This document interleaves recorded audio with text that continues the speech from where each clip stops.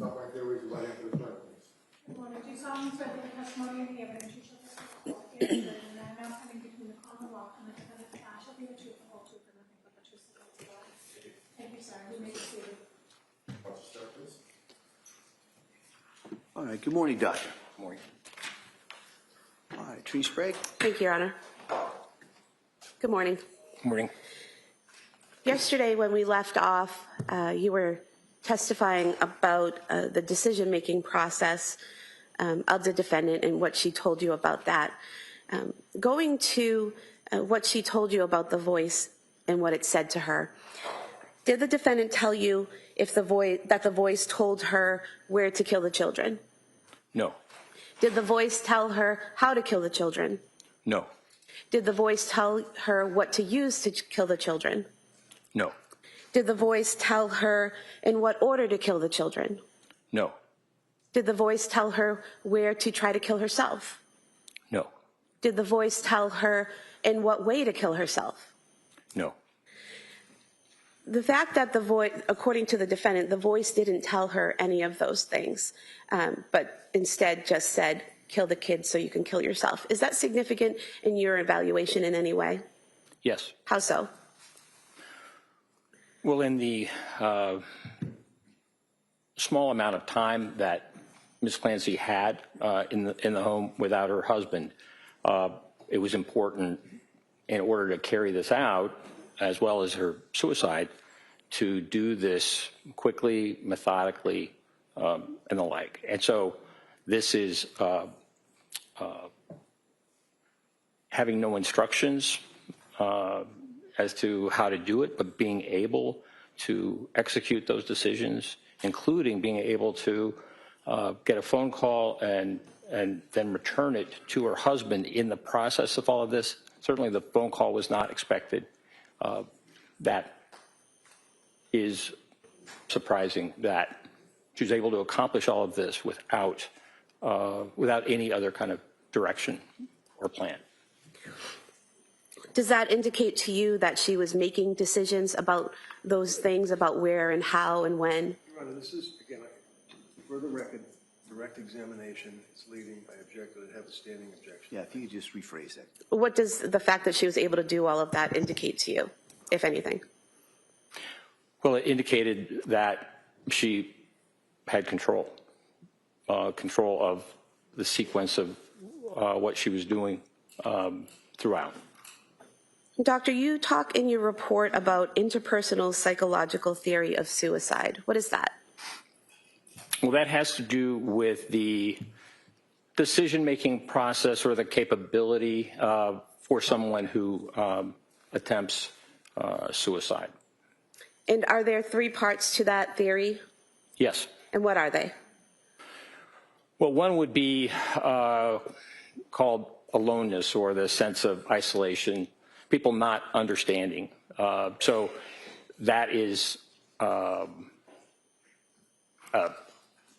real difficult challenge for people to face. They feel that they can't fully share with others. Another is burdensomeness.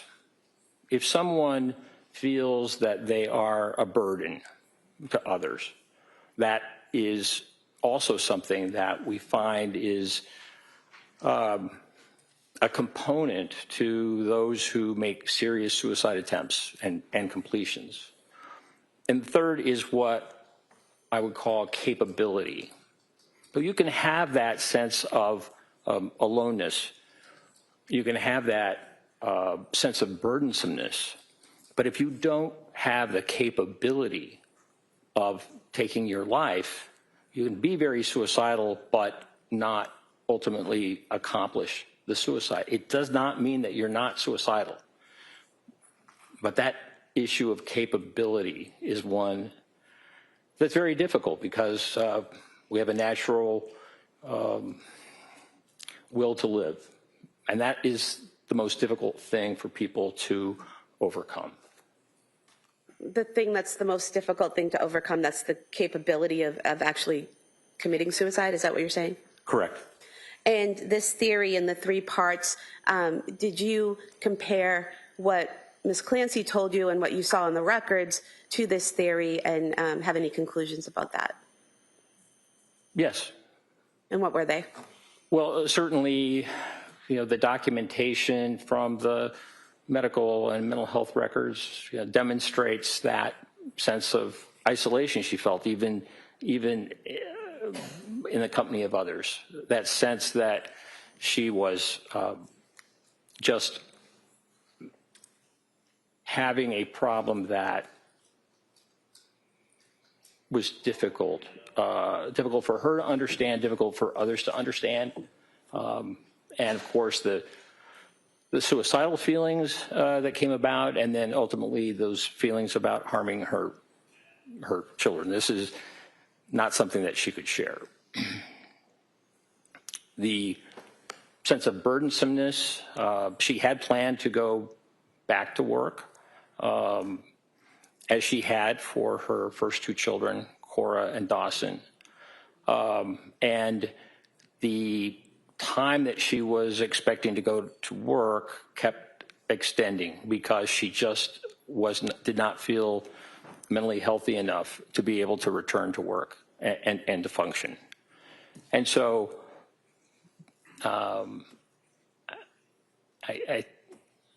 in some of the documentation where she filled out concerns and was asked about the kind of stressors in her life, she indicated that financial was one of the stressors that she was encountering. So to believe that her brain had been damaged, that she was not able to do what she loved, which was labor and delivery nursing, but also not in a position to help support the family, really was would be a burden for anyone, and certainly that sense of burdensomeness was something that I believe she was experiencing. And then the last component, capability, I truly believe that her suicide attempt was very, very serious, which is why she employed 3 different methods. The fact that the use of the knife and the lacerations were not deep doesn't mean that she wasn't intending to kill herself with a knife, but oftentimes that, as I mentioned, is the most difficult thing. I think the employment of the 3 different avenues, locking the door, and also not being dressed for the cold, indicate to me that this attempt was very, very serious, despite the fact that the use of the knife was not successful in cutting her arms, cutting her neck. And so, doctor, in terms of the cutting on the arms and the neck not being sufficient to cause death, is that what you're referring to, is that as someone faces difficulty or an inability to be capable of actually following through to commit suicide? Correct. So in this case, it's your opinion that she was trying to commit suicide but struggling with that third capability issue? Correct. Now, you testified yesterday about the intrusive thoughts that Ms. Clancy was having about harming herself in the fall leading up through December into January. And those thoughts at times, would it be accurate to state that Ms. Clancy reported at times that taking Ativan helped with those thoughts? Yes. And was there anything significant in your review of the case in terms of her reporting that Ativan helped her with those thoughts? Yes. How so? So Ativan is lorazepam, a benzodiazepine. This is a medication that is very helpful for treating anxiety. It also can help relax people, help them sleep, which was very helpful to Ms. Clancy. And she stated that when she had the intrusive thoughts, taking the Ativan resolve those thoughts. And I think that's significant because it's not a medication. Ativan, lorazepam is not an antipsychotic medication. It's not meant to treat psychosis. To make people feel more calm, and sometimes it's used for people who are having significant symptoms. But in terms of actually treating psychosis, making a voice go away, it's just not designed to do that. And doctor, did the fact that the intrusive thoughts went away when taking the Ativan, according to Ms. Clancy, give you further evidence that it was in fact internal thoughts and not an external voice? Yes. Now, if someone is experiencing psychosis and is experiencing command hallucinations, can that person still know the difference between right and wrong? Yes. How so?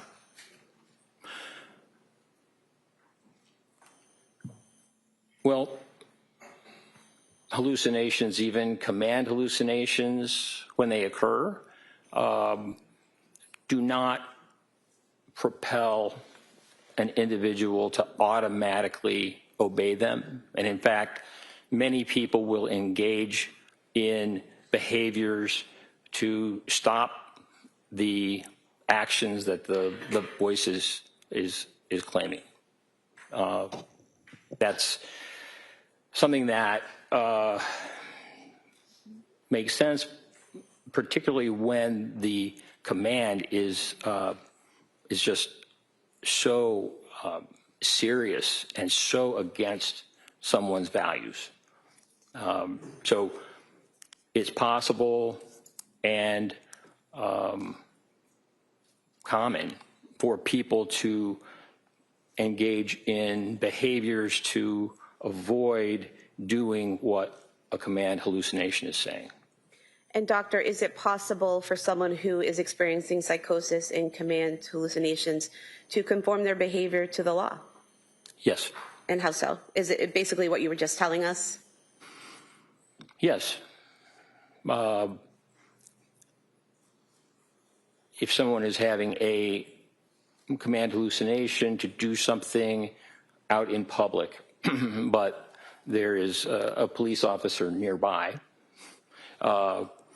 it certainly is possible for that person to choose not to engage in that behavior because of the consequences. Even though a voice might be saying this, there's other decision-making going on based upon the environment. Now, doctor, in your evaluation of Lindsay Clancy, did you come to an opinion to a reasonable degree of medical certainty as to whether or not she was suffering from a mental disease or defect on January 24th, 2023? Yes. And what was that opinion? I believe that Ms. Clancy was suffering from a mental disease or defect, and I felt that based upon the presentation, a bipolar II diagnosis seemed to make the most sense given the symptoms of insomnia that she had that were precipitated by the Zoloft. And this was just very, very significant.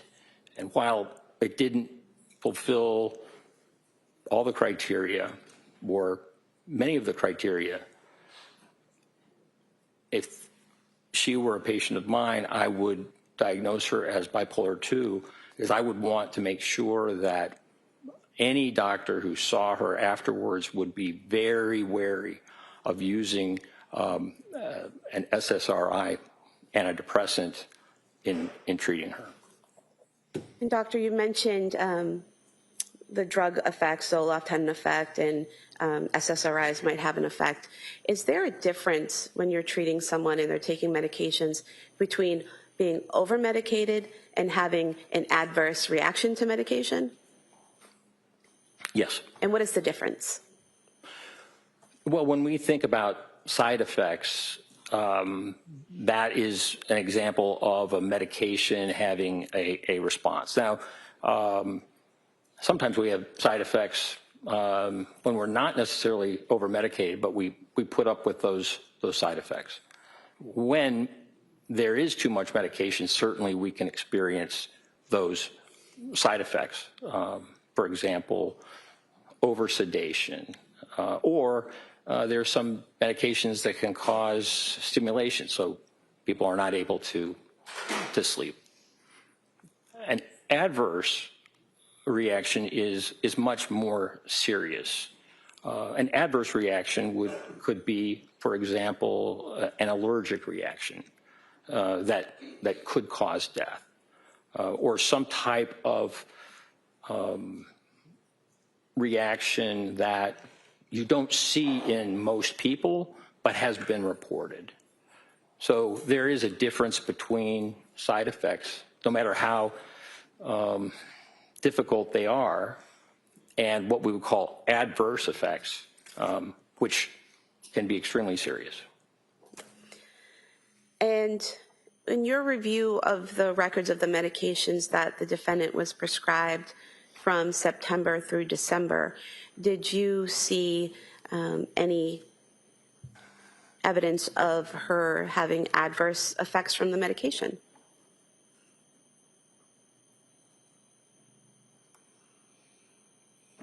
Well, the insomnia secondary to the Zoloft was very concerning to me, and it would mean not just cutting the Zoloft back, but stopping it. I would say that the Zoloft was in precipitating insomnia. I mean, she reported 48 hours straight of not being able to sleep, that was an adverse effect. And an adverse effect really requires one to stop the medication.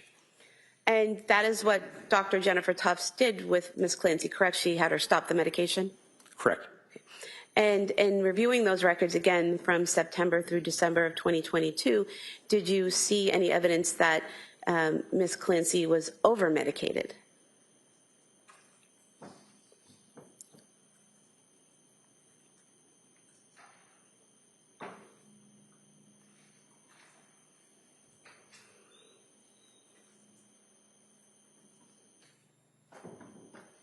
She experienced some significant side effects from some of her medications. She was given, I think, nurse practitioner Paul gave her clonazepam, which is also a benzodiazepine, and she really had an uncomfortable reaction to that. Just woke up and felt quite confused.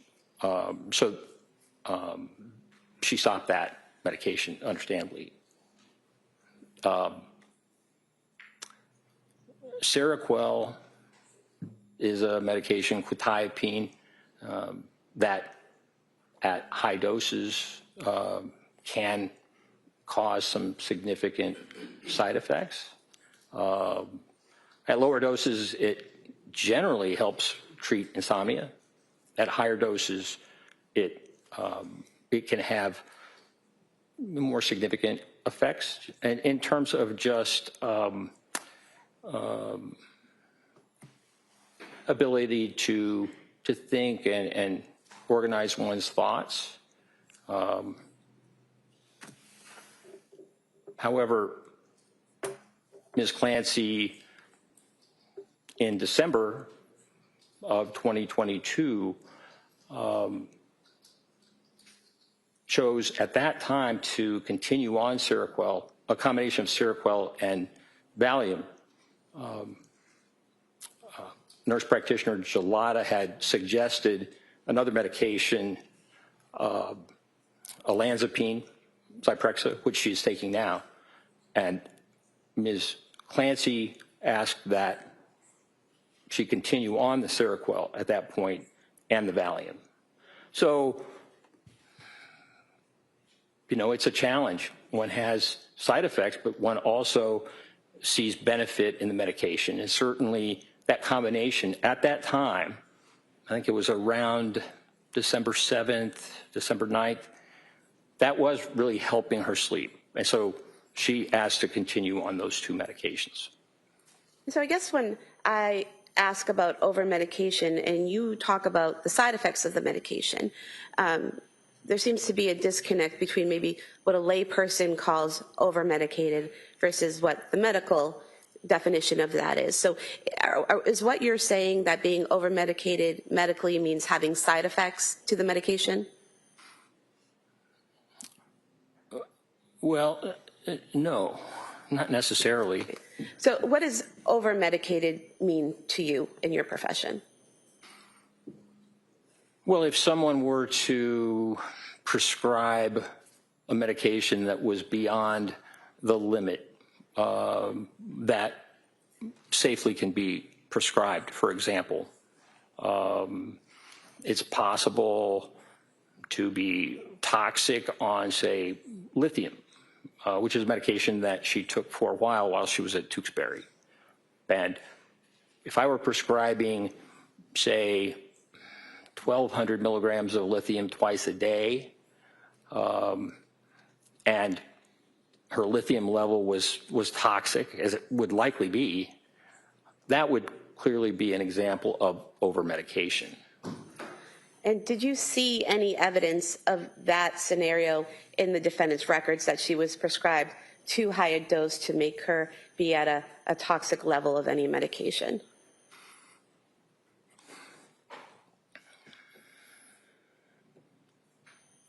I think those who were prescribing for her were responding to the symptoms that she was bringing.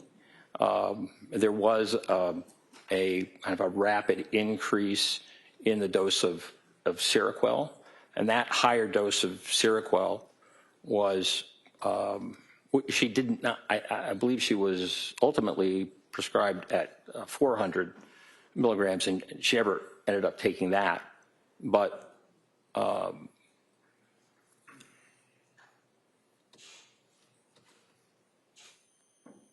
as a clinician, we do our best to try and treat symptoms.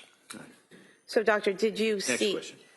Doctor, did you see, other than the Seroquel, any medications that the amount that was prescribed you would think would be over medication? No. And then the Seroquel itself, you said she was prescribed up to 400 milligrams, but she reported that she never took that amount, correct? Correct. And after her stay at McLean Hospital, she had been weaned off of the Seroquel, correct? That's right. And the only medications immediately after leaving McLean Hospital were trazodone and Valium, correct? Correct. Dr. Tufts added a medication as a result of her appointments with the defendant in January, is that correct? That's right. And what was that medication? That was amitriptyline, also known as Elavil. And you saw that what the initial dose of that was, correct? Correct. What was that? The initial dose from Dr. Tufts was 10 milligrams. Is that a high dose for an adult? No, it's the very smallest dose possible. And then did Dr. Tufts increase that dose? Yes. And when was that? After a week, she increased the dose from 10 milligrams to 20 milligrams. And is that a significant increase in the dose? No. Is 20 milligrams a significant or large dose for an adult? Not at all. 10 milligrams or 20 milligrams of amitriptyline, is that something you could even prescribe to a child? Yes.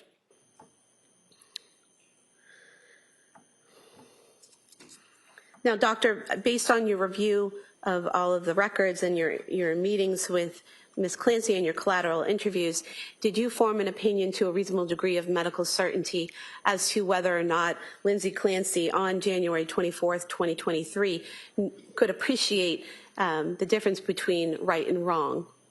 Yes. And what was that opinion? My opinion is that she did have the capacity to appreciate right from wrong. And what do you base that on? Well, on a number of things. Ms. Clancy had just met with her psychiatrist, Dr. Tufts, the day before. And in that discussion with Dr. Tufts, as documented, she denied suicidal ideation, and she also denied thoughts of harm to others. And also there was an ongoing conversation regarding future possible treatments, esketamine or TMS, which I spoke about yesterday, that could be employed to help her. Also, with regard to the appreciation between right and wrong, the planning involved prior to the strangling of her children, I thought was significant. The searches for distance of 3V, the searches of CVS, all done prior to her sending fairly late in the afternoon a text asking her husband if he didn't mind takeout from 3B and then adding on. So that planning, that preparatory planning, I thought was significant. The avoidance of witnesses. You know, a witness during a time when one is committing a crime can intervene, not just report, but also intervene. And so the fact that this was done without any witness present during a time where she had asked the potential witness to go on a longer errand, also I thought was significant. Concealment is another thing that I think indicated an understanding of right and wrong. I mean, the children were strangled all in the basement, and according to Mr. Clancy, the door to his office had been closed when he arrived to the basement.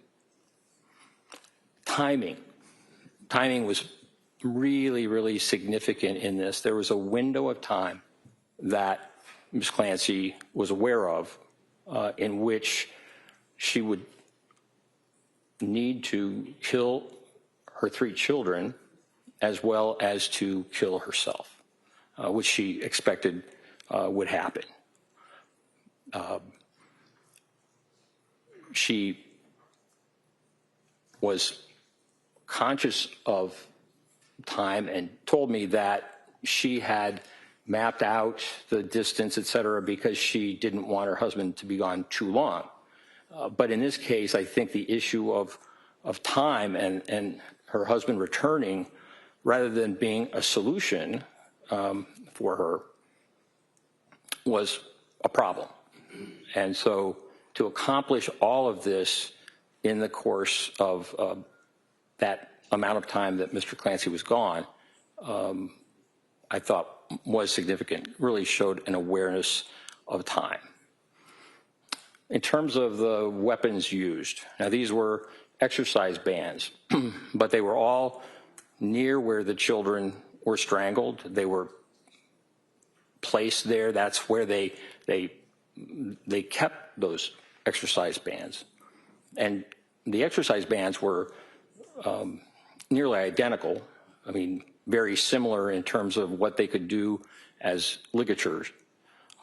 And so that use of weapons that were readily available and nearby also was significant to me in terms of her understanding of and planning.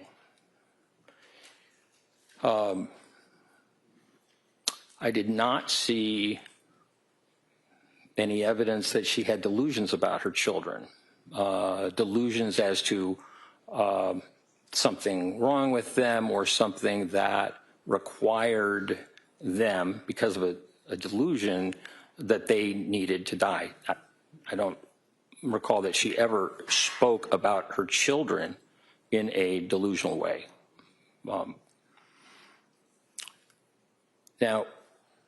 Quick Next question. Were there other factors that influenced your opinion that she knew the difference between right and wrong? Yes. And what were they? Well, the phone call at, 5:34 in the afternoon, I thought was significant. So Mr. Clancy was at CVS, and he called his wife, and she did not pick up, she did not answer. But she called him back and had that ability to deviate from what she was doing to be able to respond, and so had the presence of mind to do that, but also to conceal from him what was going on.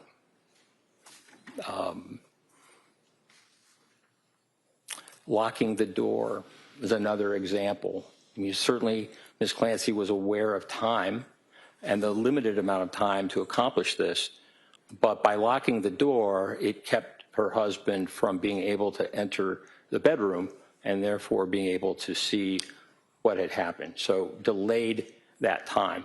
On arrival, her husband asked her what happened, and she did not confess. She did not tell him what had happened other than, I tried to kill myself. She also did not report auditory hallucinations, but rather said that the children were in the basement. It's my belief that she expected to die, and that by the time Mr. Clancy arrived, she would have successfully been able to take her life. And sir, did you form an opinion to a reasonable degree of medical certainty as to whether or not Lindsay Clancy on January 24th, 2023 had the ability to conform her behavior to the requirements of the law? Yes. And what is that opinion? Well, if we look at that day, we know that in the morning she took Cora to a pediatrician's appointment. And all physicians receive training in psychiatry, no matter what specialty they go in. That's part of medical school. And so, like other doctors who had seen her who were not psychiatrists at appointments and whatever, the pediatrician also did not notice any unusual things about her. She did not, I mean, she was able to conform, right, to the type of behavior that a concerned mother would engage in. She was able to drive to the pediatrician's office and then back. And the day was really one of significant control.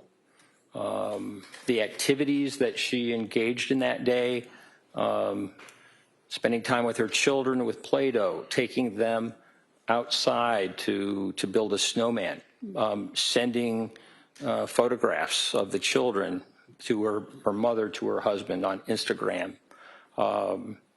fixing lunch, and also fixing dinner for the children. So the activities of that day were controlled, as were the activities in terms of the planning that we already mentioned. So throughout the day, I mean, she was methodical and quite controlled and organized, even in that space of time that was short. There was a lot to do in terms of killing her children and also killing herself. And I would say that the last point with regard to conforming to the law is that when she received the phone call from her husband, she did not report to him that she was in distress, that she was having hallucinations, that she needed help. So with that phone, she by calling her husband back and reassuring him by the fact that, yes, she knew the medication, whatever, that helped guarantee that he would continue on the errands. Had she not called him back, it would likely, or it certainly was possible that he would be concerned enough that he would return home. And so I think the phone figures in just in terms of her awareness and conforming her behavior such that the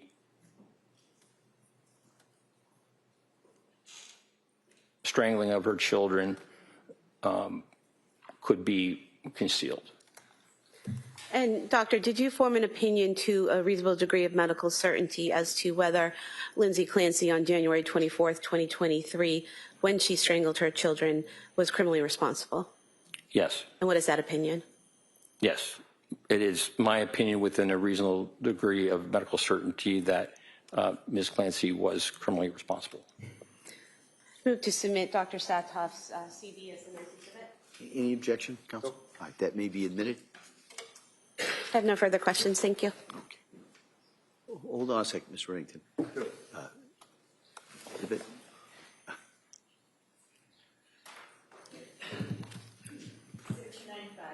Thank you. All right, counsel. Morning. Good morning.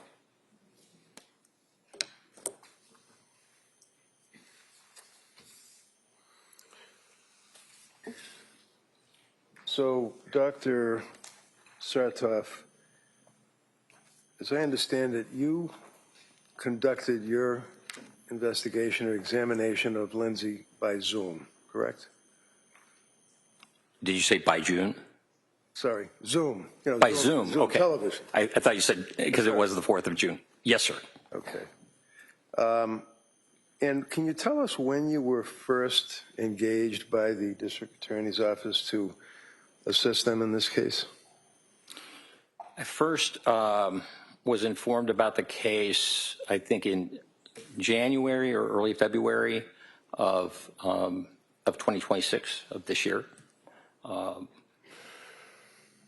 The final contract with the university was not completed, as I recall, until April. And is that a matter of significant import when you're engaged in evaluating a young woman that's charged with triple homicide and you're hired by the government? The fact that there's a contract that wasn't signed by your school? Well, sometimes it's a long process that I don't have any control over. Sure, I understand. I've seen those kinds of things take a while, take longer than one would necessarily want. So the contract with your school that you're talking about would be the contract for your compensation, for your opinion? Well, I would never be contracted for an opinion. Okay. But you're getting paid, right? No, I'm getting paid a salary. Yes. The university is getting paid. And the university is deriving a benefit monetarily from your testimony or working on this case for the DA, right? That's right. All right. And how much did the university get as a result of your involvement in this case? I don't know what the hourly rate is that they charge. So you don't know what the hourly rate for your time is, right? Correct. You don't know how much money was paid by the district attorney's office to the university, right? Correct. You don't know how much money will be paid for perhaps yesterday, today, whatever, balance billing. You don't know that either, right? That's right.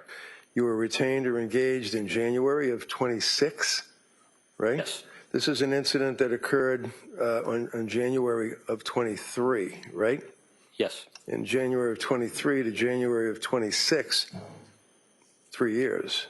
That's right. To being engaged on the case, right? Correct.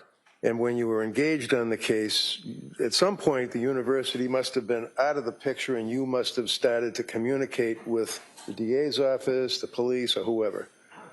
That's right. And you knew about this case. It had a significant amount of publicity, right? Yes. Did you know that other doctors on behalf of the district attorney's office were being hired to also evaluate Lindsay? I didn't specifically know that, but that's usually the case.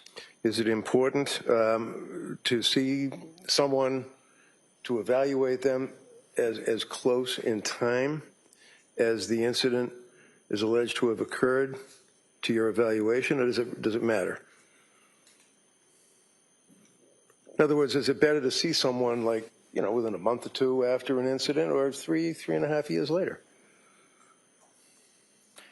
Well, what's most important is the collateral information that was gathered at the time to understand what was going on at the time. Ms. Clancy's behavior during her hospitalization and the like, there are records, but certainly there are benefits to an examination closer to the event. And you would agree with me, sir, that you actually saw and questioned or interrogated Lindsay, 2 months ago? May 29th and June 4th. Okay. And when you went to interview her in purposes of your evaluation, you had already accessed the collateral information, sir? Yes. Before I go there, let me just review a few things here on your CV, which the jurors will have to examine. You indicated to us your present employment. You have a private practice as a psychiatrist? No. Okay. So where do you see patients? Well, I see patients in the prison system. They're your patients? Yes. What do you do for those people that are in jail? In prison, within the Virginia Department of Corrections, we have inmates within the prison system who suffer from mental illness and require assessment and treatment. I see. So you don't have, when you said to the jury a little while ago, if I'm treating my patient and I would prescribe a particular prescription for my patient and I wouldn't tell my patient to do whatever it is you said, it's not people that go to an office or see you or even on the television to be treated. These are people that are in jail, right? Prison, yes. So there's a difference between jail and prison, right? Yes. And this would be in Virginia, is it? Correct. So you're dealing with people that are serving hard time in the Iron Mansion, as they say. It's not a house of correction down the street, right?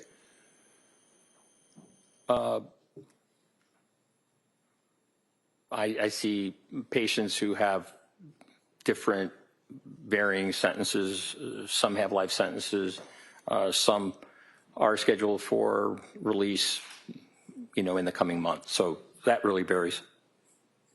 And you work on behalf of the state to evaluate prisoners to determine whether or not they are fit, if you will, to be released into society, right?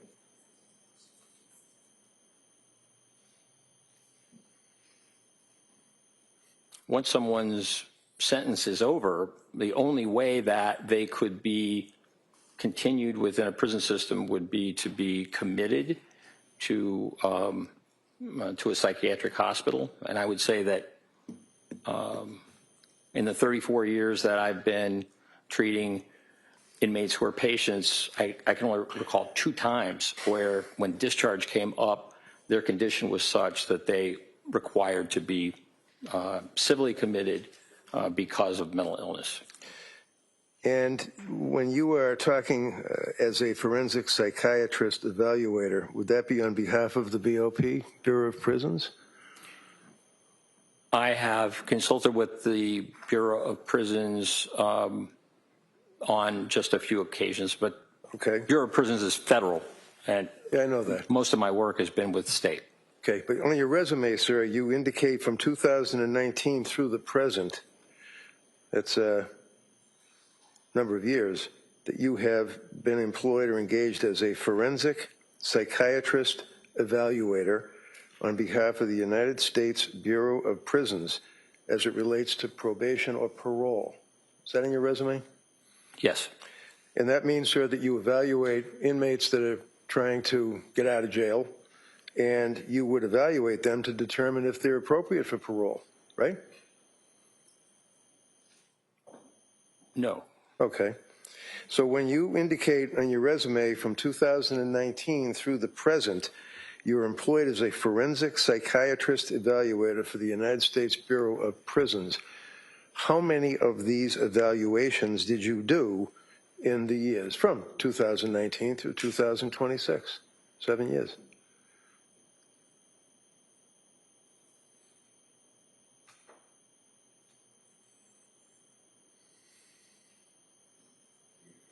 I think I've done 2 or 3. 2 or 3. Yes. Okay. 2016 through 2022, you're engaged as a consultant psychiatrist for the Elson Student Health Center. What is that? That's the Student Health Center at the University of Virginia. So that serves students who are at the university.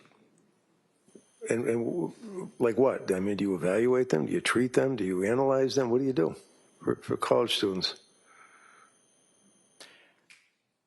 My work with the university and the health center really had to do with students who were having difficulty and had left the university and were interested in getting back.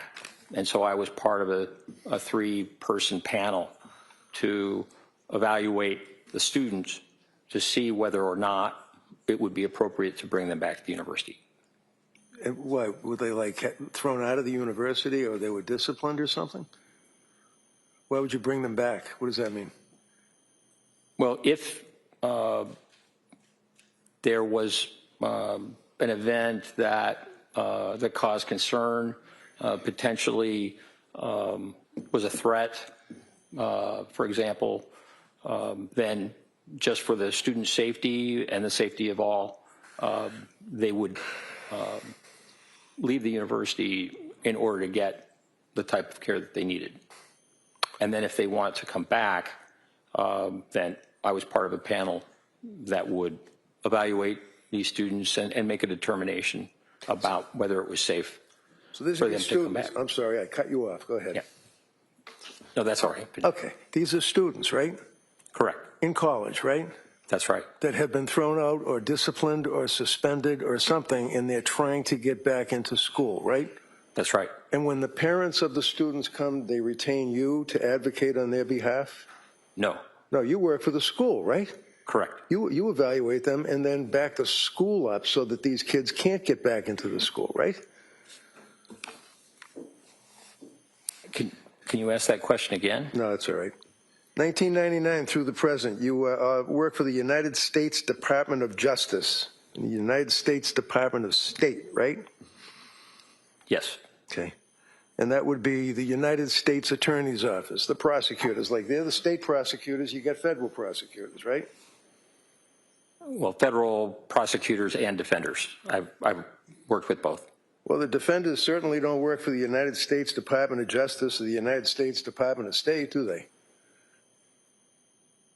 I was under the impression that federal public defenders were under the umbrella of the Department of Justice. No, that's called the CJAC. That would be a totally different group of people. Those are people that defend people to try to have them not be abused by the system, if you will.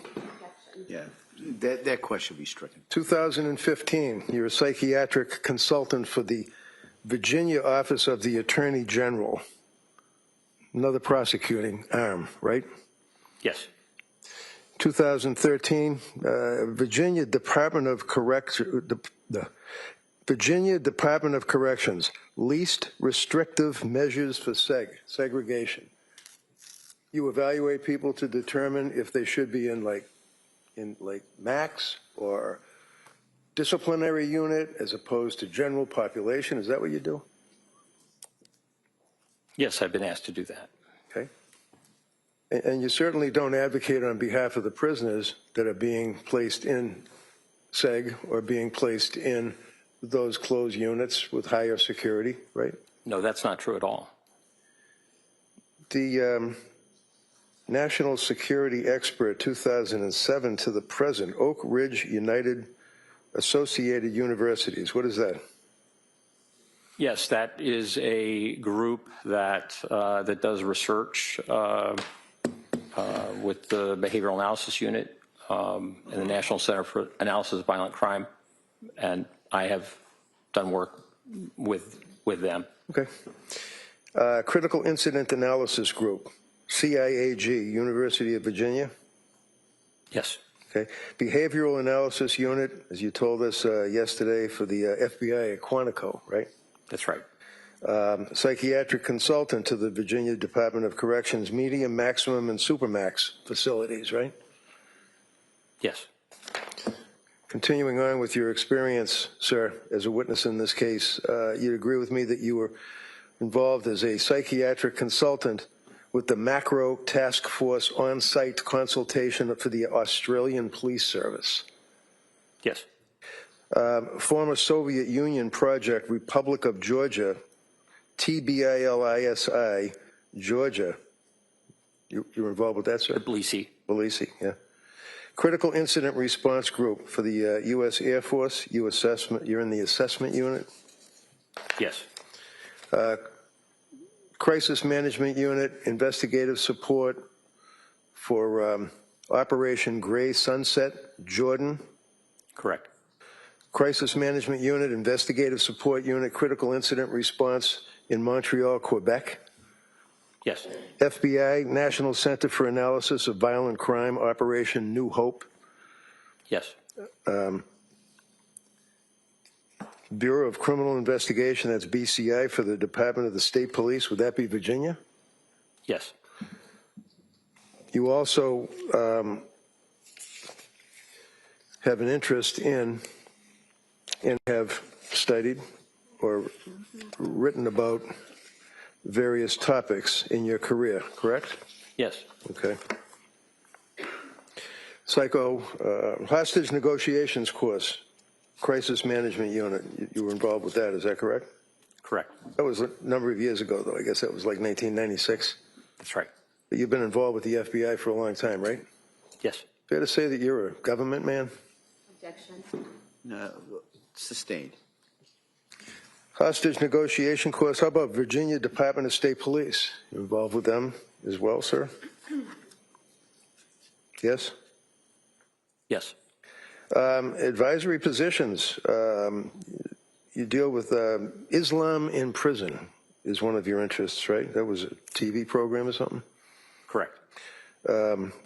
Talk about National Institute for Justice, Standing Committee to advise the Department of State on unexplained health effects on U.S. government employees and their families overseas, right? Yes, Analysis of pre-attack behaviors of the Las Vegas shooter behavioral analysis unit for the FBI. yes, Skipping ahead, papers published. Now, when a doctor or a psychiatrist, or even any doctor really, I guess, publishes a paper that's of interest to other doctors or people, that's called a learned treatise, right? Peer review? yes. Okay. Can you tell me, what is peer review? What does that mean when you're dealing with a person's focus and interest in writing about what they're focused on? So a peer review journal is one in which once an article is submitted, a paper for publication, that goes to qualified people within the same field who review it and make determinations about the quality and whether or not it should be published. Oftentimes, there will be some edits or suggested edits from those who have expertise. It's a blind process, so if I submit a paper and it's peer reviewed, I don't know necessarily at all who is reviewing it, but it's a way to ensure quality of articles that are published, and that's just an important standard. So it's kind of a rigorous standard to make sure that what you're writing about is reliable and would be helpful to others that are interested in it, right? Correct. Okay. So, for example, also it depends on where you're publishing it. You can put something in the National Enquirer, or you could put it in International Psychiatric something or other, right? Which would be a better publication. I don't think the Enquirer is peer-reviewed, but... So you certainly would agree with me that the International Journal of Law and Psychiatry is a respected source for learned treatises, right? Yes. And you would agree with me, sir, that you've been in here telling this jury all about Lindsay and how she didn't hear voices or did hear voices or exaggerated and lied. Have you written any articles at all on the concept of auditory hallucinations? No. Have you read any of them? Read any articles? Yes. Yeah, okay. You certainly have heard of Dr. Philip Resnick, yes? Yes. And it's fair to say, tell me if I'm wrong, is he literally a world-known authority in your field for filicide or the killing of children by their parents? Yes, he's well known. And is he also well-written as far as auditory hallucinations, same stuff you've been testifying about? Yes. And he published an article in the International Journal of Law and Psychiatry, which is considered to be, if you know, a landmark article about, and I captioned, listening to voices, the use of phenomenology to differentiate malingered from genuine auditory verbal hallucinations. Now, did you read that article? Yes. So it is a peer-reviewed article published in a recognized journal, correct? Correct. Your Honor, I would offer this under Commonwealth versus Sneed for the jury, if they wish. Objection. Counsel Kasid Saibar.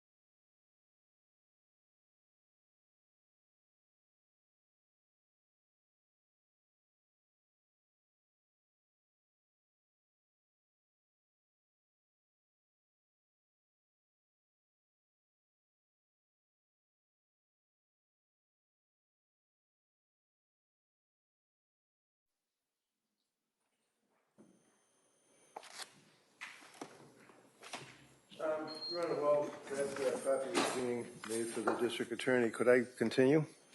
Sure. Thank you. Leaving aside peer review article and the article written by Dr. Philip Resnick, sir, for a minute, papers that you published, and you have in your resume, it says peer reviewed, so that's just what we were talking about, right? That's right. All right. Using the moral situational action model of extremist violence to assess fluctuating levels of risk in women, the relevance of risk promotive and protective factors. What does that mean, levels of risk in women with extremist violence?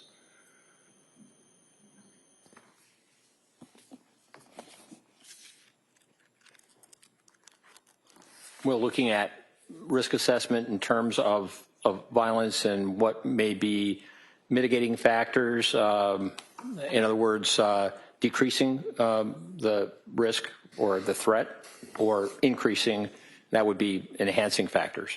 But this is looking at a group in terms of research.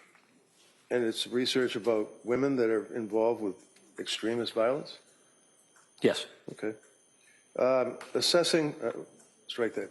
Using the moral situational action violence risk model for assessing women involved in extremist violence, an empirical study. Is that a similar article? Yes.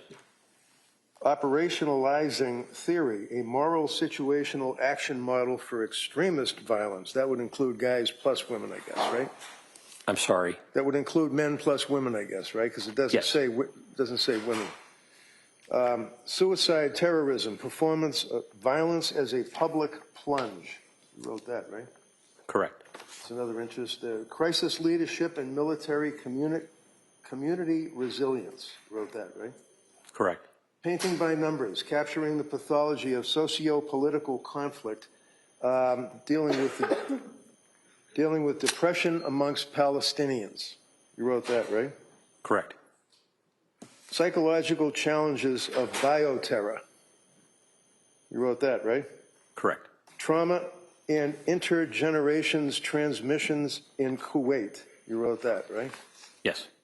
Recognizing borderline personality disorder in the family practice setting. You wrote that, right? That's right. Mortality among elderly patients discharged from a state hospital. It's one of your interests, right? That's right. Postpartum psychosis induced by bromocriptine. That's the one that you told the jury about originally that you published 40 years ago, right? Yes. Okay. Morality and the radicalization of women. What is that? What was that all about? Could I be refreshed with that? I'm Sure. It's just, I mean, you can look at your resume if you wish. I'm just going through it. It's under B, books and chapters. This one is the first one, and it deals with radicalization of women. A handbook, I guess, for terrorism studies. You remember that? It's only 4 years ago. Yes. Okay. Application of big data for national security, a practitioner's guide. You wrote that, right? Correct. I was one of 4 editors.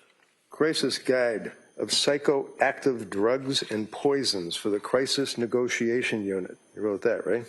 That's right. International handbook of threat assessment, right? Yes. Protection of children during armed political conflicts, a multidisciplinary perspective, right?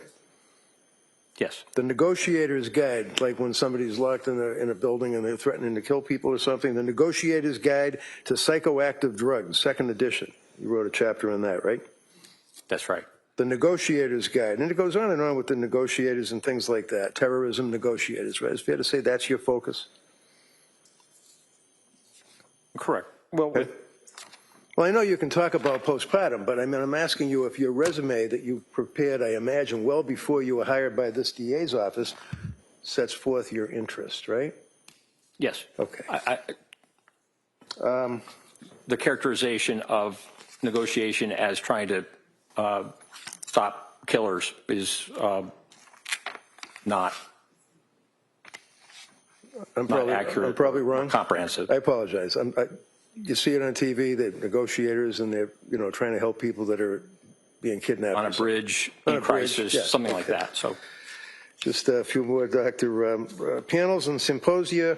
You'd agree with, let's see, national security implicate. I just want to run through a quick attachment theory, mental wellness as it relates to threat management, threat assessments, corrections, psychiatry presentations, substance abuse and misuse in prisons, perspective on providing medical support during conflict and chaos, targeted violence in the media, lessons from history, the profile of poisons, understanding the female extremist, crisis operations, leadership, how to fool doctors by injecting chemicals into muscle to obtain opioids. A prison inmate comes clean.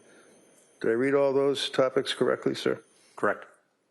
Invited lectures, talk about extremism, terrorism, the future of policing, children in long-term abductions, how to prevent terrorism, mass shooters, U.S. prisoners, religious rights, religious radicalization, terrorism and the unknown enemy.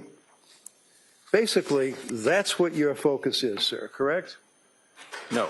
And that's coupled with your experience of the two people or so that you recall dealing with in your, it's not a practice, but working for the Bureau of Prisons or the state for Virginia, the people that are in jail. That is the sum total, to be respected, of Dr. Saathoff, correct? I mean, you treated two people. You've written a lot about terrorism and other issues that we went through. That's not at all a correct characterization. Oh, I'm sorry, because I read your resume, right? Yes. Okay, and I related what you indicated to the jury, your experience when I asked you about patients or treating people. I said that right?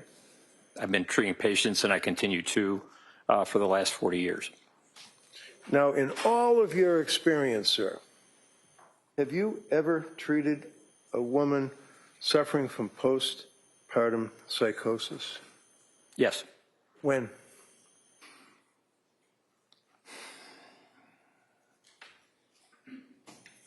In the late 1980s and also during the 1990s when I ran a unit in a state hospital. So this would be women, 1980s, about 30 years ago or 20 years ago, depending on which one, in a prison that you were... No. Oh, it wasn't. In a state hospital.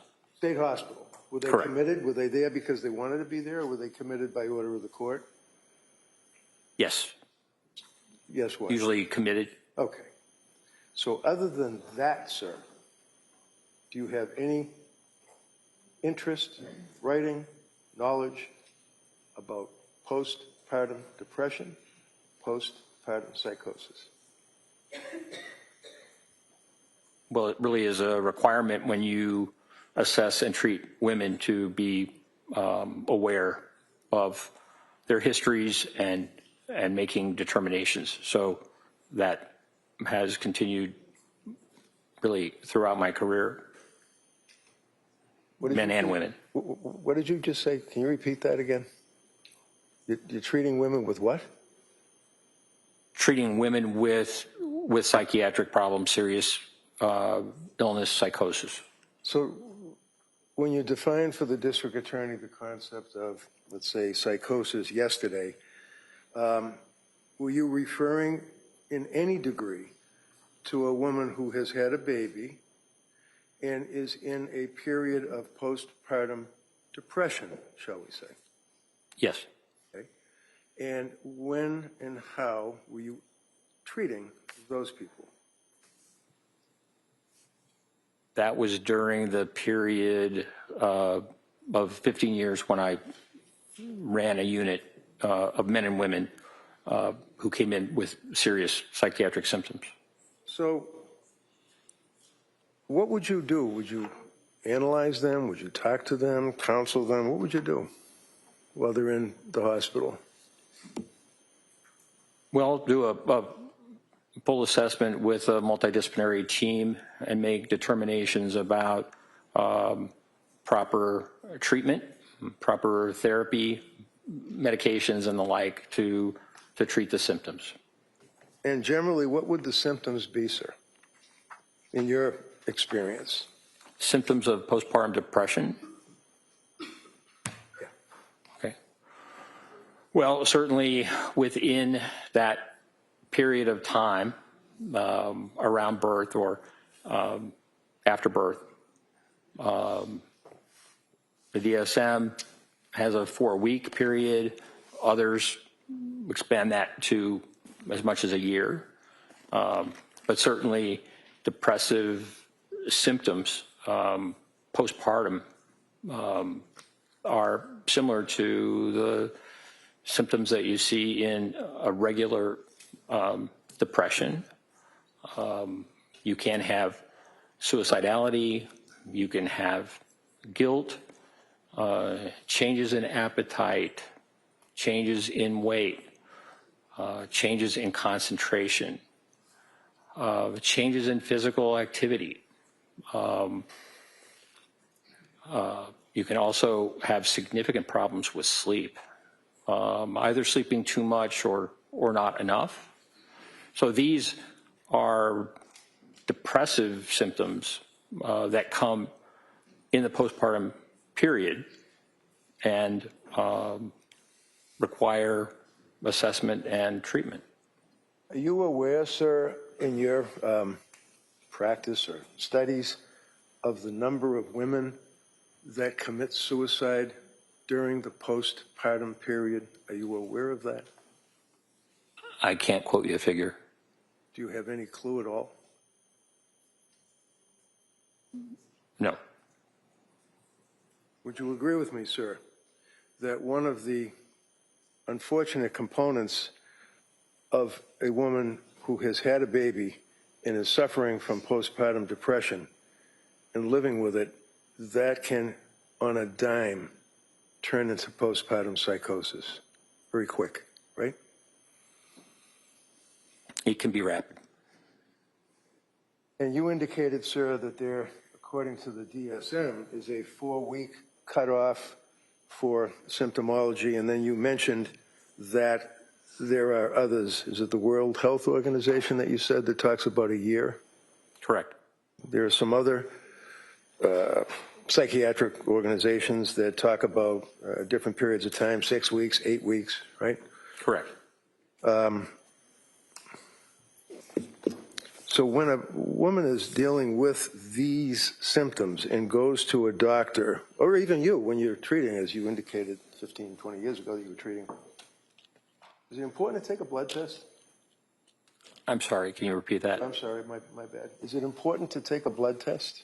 Is it important to take a blood test? Yeah, you just went through the whole thing about we're going to have the team and they're going to evaluate and we're going to prescribe. I'm just asking, is it important to take a blood test of the patient?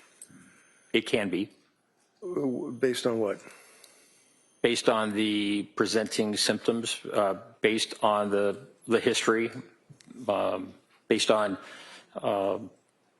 medical history. For example, if someone has recently been in a hospital and been treated, there may not be a necessity for drawing blood again, depending on the types of symptoms that you encounter. It's not a standard that everyone who presents to a psychiatrist requires blood tests. So if you're a psychiatrist who's been practicing private practice for about, I don't know, a month, maybe 2, and is prescribing antipsychotic medications, selective serotonin reuptake inhibitor medications, benzodiazepine medications to a young woman who is complaining of what the young woman perceives to be difficulties postpartum. Is it important to take a blood test to find out what, if any, prescription drugs they have on board in their system?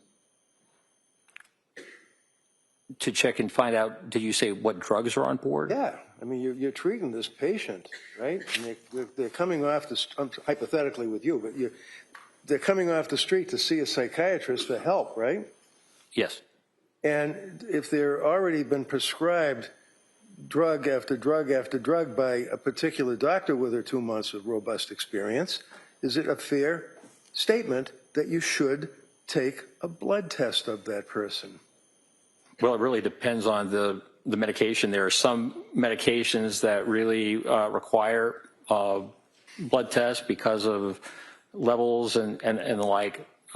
Many psychotropic medications are not easily, there's not an easy test for the amount of medication in the system. So it depends on the circumstances, and it depends on the medication. I mean, for example, lithium or carbamazepine or valproic acid, those are all mood stabilizers. Certainly taking a blood test would be very important.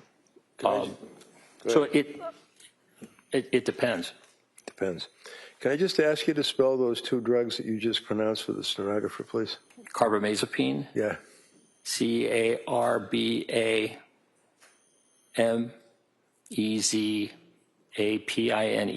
Okay. Valproic acid, Valproic acid, also known as valproate, Valproate. And did I mention lithium? That's not a hard one. The record has to be accurate, that's all. Understood. Okay. Now, doctor, are there other tests in your experience that are or can be or should be administered to a young woman or a woman who's had a baby and is coming to a doctor like Dr. Tufts, for example? Are there other tests that can be administered to determine if, in fact, that person is suffering from postpartum depression? I'm not aware of any specific test that specifically diagnoses depression. Years and years ago. Postpartum depression, sir. Pardon me? Postpartum depression is my question. Correct. Depression. I know you want to say it's the same thing, but postpartum depression is my question. And you're asking if there's a blood test for postpartum depression? I'm asking if there's any tests at all that a psychiatrist can or should administer to the patient coming to them for help. Well, there's the Edinburgh scale, which is a self-report that patients fill out for who are postpartum. You looked that up last night? No. Well, you knew about the Edinburgh scale? Yes. You administered the Edinburgh scale? Pardon me? Have you administered the Edinburgh scale? No. It's a self-report, usually given by nurses. Nurses, okay. In any event, it's a scale that is a useful tool to determine the level or degree of depression that a person may be expressing that is suffering from postpartum depression, correct? That's right. And do you know what the numbers are on the scale? Like, is it 1 to 23, or is it 1 to 50, or do you know what it is? It's a 30-point scale. And when you say So 1 to 30, as I understand it. And when you say a self-report, the patient would then advise what symptomology they're suffering at that particular point in time, right? Correct. And then the doctor would then determine whether or not there is a risk or an extreme risk or a deadly risk of this person committing suicide, harming someone else, whether it's a baby or anybody else, and determine what the level of their postpartum depression is, right? Yes, it can help. And did Dr. Tufts administer Edinburgh test to this young woman? I know that Ms. Clancy, there were a number of Edinburgh tests that were given to her, so that there are some scores in her record. I can't recall which practitioner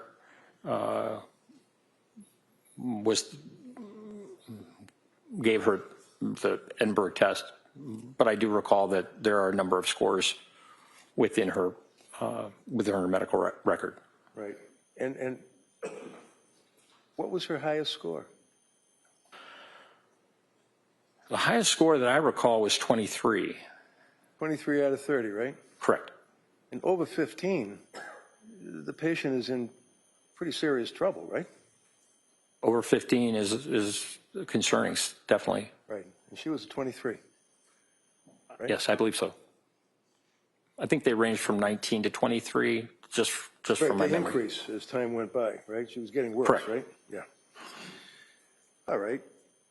And in addition to the regular blood test, which costs like, I don't know, about $100 to administer a blood test to see what somebody's got in their system. It's not a lot of money, right, for the insurance company. I just didn't hear you. Blood test. It's not a lot of money for an insurance company to pay, right? To cover. Correct. Okay. So at the end of the period of treatment with these people, the benzodiazepines, it's helpful to take a blood test, right? It can be. And is that, in your opinion, sir, to a reasonable degree of medical certainty, a step that should be taken by a competent doctor? That taking blood tests can be appropriate, yes. And then there's an additional blood test that you can use when you're dealing with a woman who's suffering from postpartum depression or coming to the doctor for help and they have significant narcotics or prescription drugs in their system, and that would be an enzyme test, right?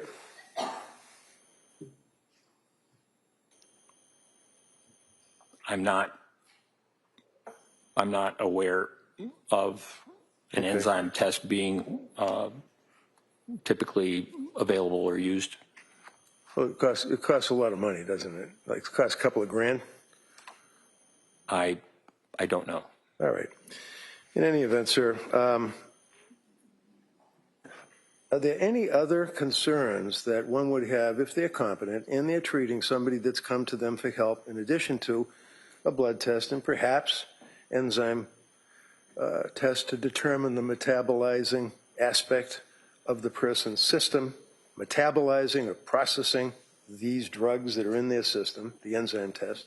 Are there any other tests or concerns that you have with a woman whose postpartum depression complaints come to your doorstep? Well, depending on the presentation, sometimes it's helpful to check thyroid function.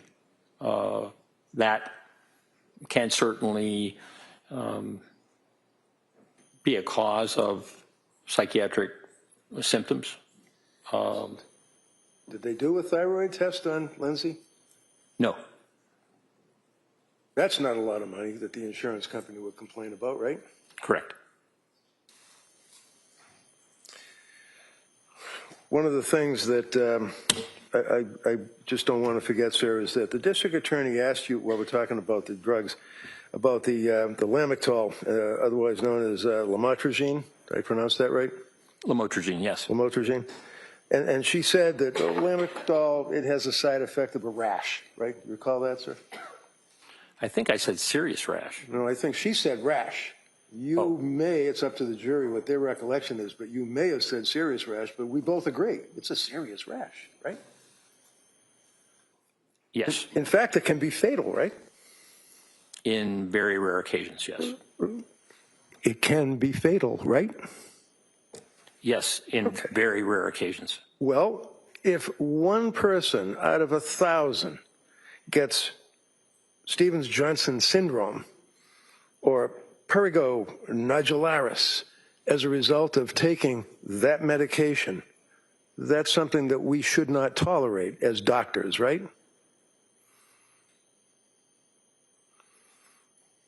Risks and benefits are something that every physician, every prescriber needs to think about. So you've heard of, as it relates to Lamictal as a prescription drug, what's called 10. You've heard of that, right? As a side effect? Yes. And that means what? It is a pretty severe reaction of the skin, as I recall, causing blistering. I mean, it's very significant.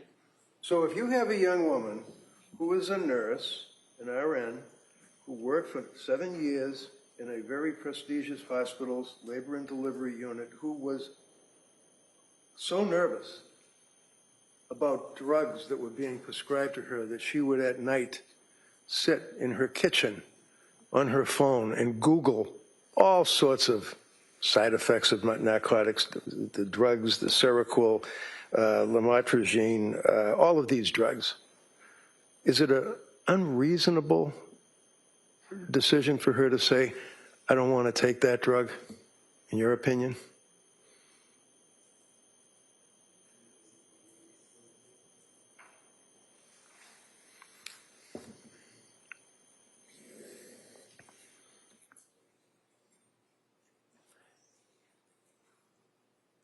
It seems like you're asking, is it reasonable to decide not to take the drug? Yeah, that's what she did. That's what you told us yesterday. That's what the DA asked you yesterday, right? It was a decision that she made. And in your opinion, sir, after we just went through all of this with the TENS, with the toxic epidural necrolysis and all the rest of that, and she's a nurse, and she's looking up these drugs that she's being prescribed and says, I don't wish to take that drug, in your opinion, to a reasonable degree of psychiatric certainty based on your experience, is that a reasonable decision for her to say, I don't want to take it? The benefits of that drug are profound, and millions of Americans take that medication and find it to be very important for them. Doctor, you're an intelligent man. You're a doctor. You've got a lot of experience dealing with the prison system. We've already gone over all of that. You understand my question, don't you? Yes. Is that a reasonable decision for Lindsay to make to say, I don't wish to take that drug? Based on all the side effects, whether or not it's rare that people die, whether or not it's rare that they break out on their skin with these permanent lesions and bleeding pustules, is it reasonable for her to say, I don't want to take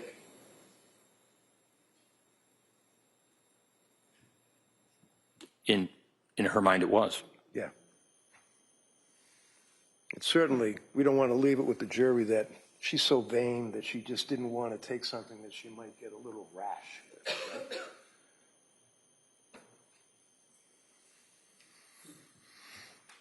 In any event. Now, have in mind, there's no blood test, there's no enzyme test for metabolite test, there's no thyroid test, but we still have the pill factory through Dr. Tufts and then into Dr. Gelada for that period of time. You're telling this jury that that is, in your opinion, reasonable little drug doses that she was prescribed? Is that what you're telling this jury, sir? That it was reasonable to prescribe? Yeah, the drugs, one right after the other, and then stopping the SSRI, not weaning off, stopping it flat out. Is that reasonable? Objection. Sustained, just as to form. Is it reasonable, sir, in your opinion, to tell someone who's on an SSRI, such as Zoloft or Prozac, just stop it and we'll put you on something else, or should you wean it off? In the case of the Zoloft and the severe insomnia, in my view, it was reasonable to stop it. And then prescribe new drugs? Well, insomnia was a significant problem, so as I recall, Ativan and Benadryl were prescribed to assist her with those symptoms. Now, if somebody, is nervous because they have an exam coming up, or they just can't sleep because maybe they're worried about their job, there's a big difference between that and serious insomnia. Is that true? Yes. And Lindsay was suffering very serious insomnia, according to the medical records and her statements to her providers, right? That's right. And in fact, when Tufts increased the SSRI 25 to 50, she went 48 hours straight without being able to sleep, right? That's in the record, yes. And she went pretty much immediately to Tufts and complained about that and said, I can't sleep. It's 48 hours. I just can't sleep, right? Yes, I think that was around the 21st of October. And in your experience with dealing with terrorism and terrorist threats and things like that, would you agree with me that sleep deprivation is used as a torture? It can be, yes. And in fact, the side effects, if you will, of a person who's suffering from serious insomnia can actually lead to psychosis, can it not?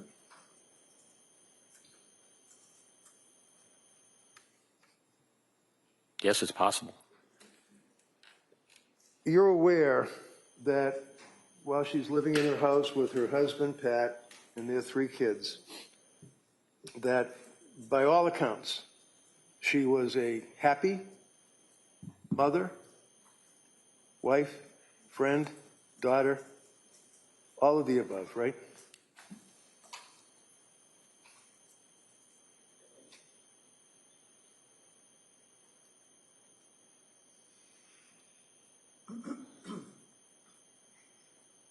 No.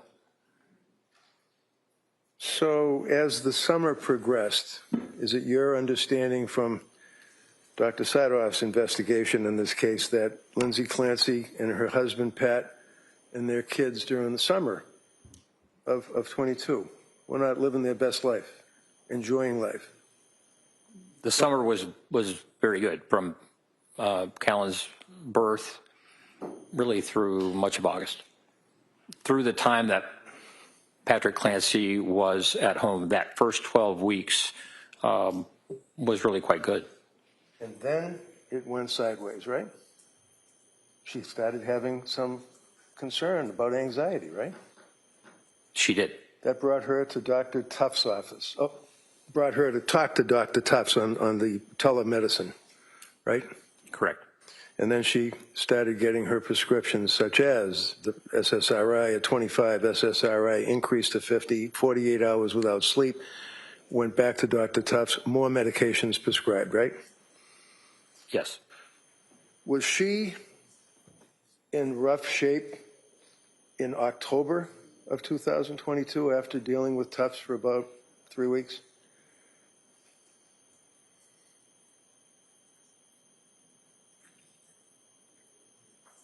She was certainly having difficulty, although the Benadryl and the Ativan were very helpful for sleep. Okay. I'm just going to grab this item here. I'm just going to kind of hold it. In your investigation, and look, you did look at the text messages and all the stuff that was on Lindsay's phone. Right? Yes. Her life was pretty much turned inside out, right? I mean, government got access to every text message she sent, right? Yes. Every email that she sent, right? Yes. Every memo that she wrote on her phone or on her computer or whatever, right? Yes. Every journal entry that she ever wrote during this period of time, we have it all, don't we? Yes. And in October 20th, sir, did you see this text where she texted her mother and said, Mom, will you please come up and stay with me a bit? I'm really sick. Something's wrong. I had horrible insomnia all night. I just don't know how I'm going to get through the day. I started to take medicine the doctor prescribed for anxiety, and I think it's made things worse. It's just really scary. And I don't... Did you see that? Yes. So she wasn't doing well in October, was she? Correct. And continued to see Tufts, right? Yes. Gelada, right? Nurse practitioner Paul and then Gelada, yes. Okay. Now, in your investigation of the medical records, would you agree with me that Lindsay was not running around from doctor to doctor to try to physician shop, to try to get drugs so that she could get high or use the drugs? That's not what she was doing, was it?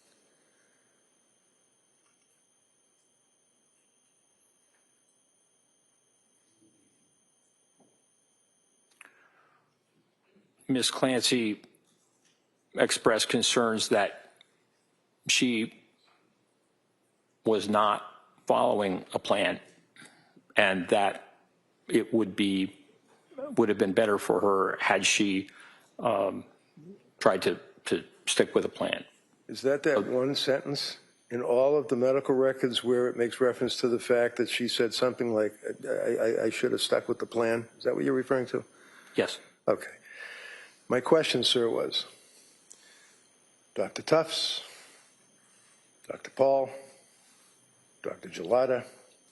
Nurse practitioner Paul and Gelada. I apologize again. That's all right. My bad. Nurse practitioner Gelada.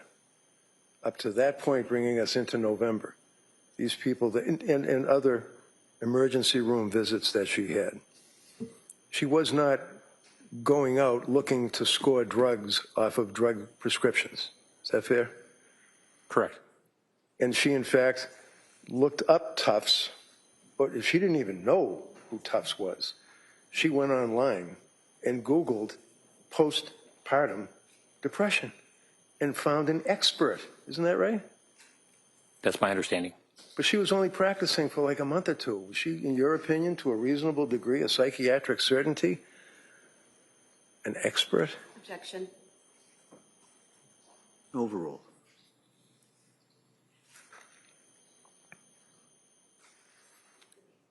It depends on the amount of training that she received, not just as a physician and a resident, but also in the area of women's health. So the young lady goes online, Googles, trying to get help, goes to see the expert, Dr. Tufts, ultimately deals with nurse practitioner Gelada and counselor that worked in that medical field business, Letitia Dukes, I believe is her name. Right. And then she had the need to go to an emergency room and went to Mass General Hospital, right? That's right. And she was with her husband, Pat, right? Correct. And she had been complaining about lack of sleep, insomnia, right? Yes, as I understand. She had been complaining about inability to emote, feeling hollow, not myself, right? Correct. And a number of other complaints that were brought to the fore. And the hospital made a recommendation that she go to McLean Hospital, which is a locked ward mental institution in Massachusetts, and she chose not to do that, correct? That's right.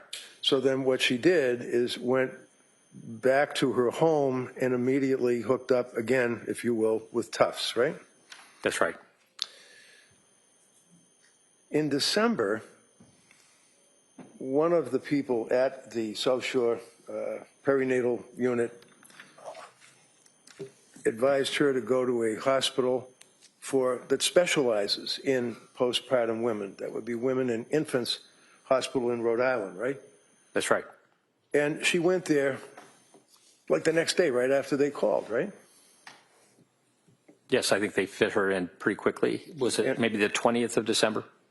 And her husband dropped her off for that day program, right? That's right. And she participated with the coloring, with the conferences, or with the discussions, and evaluations with the doctor, right? Yes. For about 8 hours. It was about an 8-hour day, right? Something like that. And on that day, in December 20th, she was turned away, basically, right?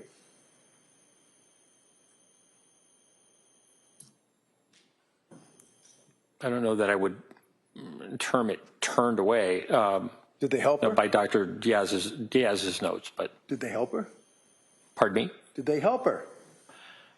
They felt that another program might be more appropriate, either inpatient or partial hospitalization or outpatient, just based upon her concerns about medication. And her concerns about the symptomology of postpartum depression, right? That's why she was there.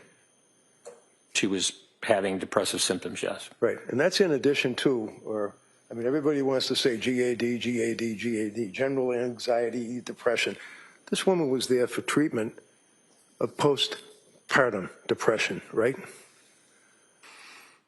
She was there for treatment of depression. I was under the impression that most of the women who were in that program were much closer to had given birth to their children. And so in that respect, it was not the group that they served were much closer to that postpartum period, as I understand. You're not going to say to this jury that because Lindsay was outside of the, let's say, 4-month cutoff, that she was not a good candidate for postpartum depression treatment? Is that what you told us, Jerry? No. Oh, okay. I'm sorry. I thought you said because of the time frame from giving birth to the time that she went to see them. I was just speaking about my understanding from the note from women and infants in terms of their decision making. Okay. And women and infants basically discharged her after about 8 hours, right? Yes. And her husband was up skiing, and then she contacted him, and he had to come down and pick her up and bring her home, right? That's right. And the reason that she was discharged from Infants Hospital in Rhode Island included a statement, RO, rule out issues regarding prescription medications, correct? Yes, that's my recollection. And she indicated that she was going to go right back to TOPS, right? Yes. And she did, didn't she? Yes, as I understand. And would you agree, sir, that every time a doctor said to Lindsay to do something, whether it was to make an appointment somewhere, whether it was to take another drug, any advice, that she was on it immediately? Is that fair?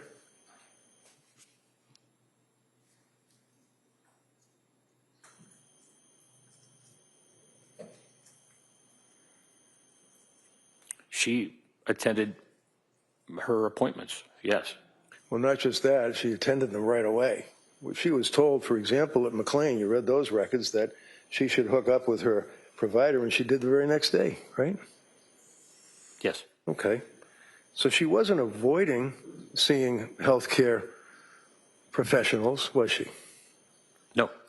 And she was continuing to express concern about her state of mind. She felt that her mind, her brain was being damaged. Isn't that right? That's right. Those are in the records, right? Correct. And she felt that her brain being damaged was permanent, and she was never going to get better, right? Yes. She was complaining not just to her physicians, but she was complaining to people in her community that she was having intrusive thoughts, dark thoughts, suicidal thoughts, and homicidal ideation. She said that, correct? The homicidal ideation, as I understand, was just voiced to her husband and her mother. Just voiced? Is that what you just said? Just voiced? Is that like talking about the Red Sox? She's talking about homicidal ideation of her children. Sustained. Next question. I asked you about her complaints of intrusive thoughts, complaining to doctors, complaining to friends, complaining to neighbors, family about dark, intrusive thoughts of suicide and homicidal ideation. Didn't she? I just don't recall that she complained of homicidal ideation to Okay, so- healthcare providers. Finish answering. I think, Doc, you finished? Did you finish the answer? Doctor, did you finish that last answer? Sure. Okay. All right. Next question. So we'll put homicidal ideation aside for a minute. Would you agree that for that period of time, short as it may have been in her life, November into December, that she was reaching out to people that would listen to her for help? Yes. Would you agree, sir, that she would tell, for example, neighbors or friends with the Learning Sprouts School, her family, her doctors, that she was having these dark, intrusive thoughts of suicide Yes or no? Did you ask whether or not she was telling her children's teachers at Learning Sprouts? Anyone that she would come in contact with at Learning Sprouts, whether it's another mother, whether it's a friend, whether it's a teacher, whether it's an administrator, whether it's somebody that just watches the kids in the playground, did she tell anyone that she had dark, intrusive thoughts to your investigation? Those people that you named, I wasn't aware that she informed them about that. When someone says, with her history up to this point in December, that they're having dark, intrusive thoughts to a professional, in your opinion, sir, to a reasonable degree of medical certainty, does it make sense that the professional should ask the person whether or not these are voices that they're hearing in their head, or whether or not they are just thoughts that they're having?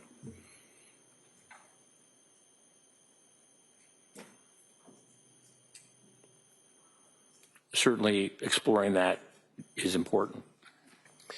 And would you agree with me, sir, that when you have a young woman that, again, by all accounts, done nothing wrong in her life, exemplary citizen, has these issues and sees the doctors that, to a reasonable degree of medical certainty, a physician should do a little bit more than asking, do you have a plan?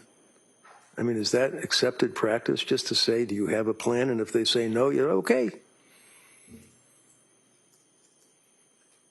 I wasn't aware that that was the only question. Okay.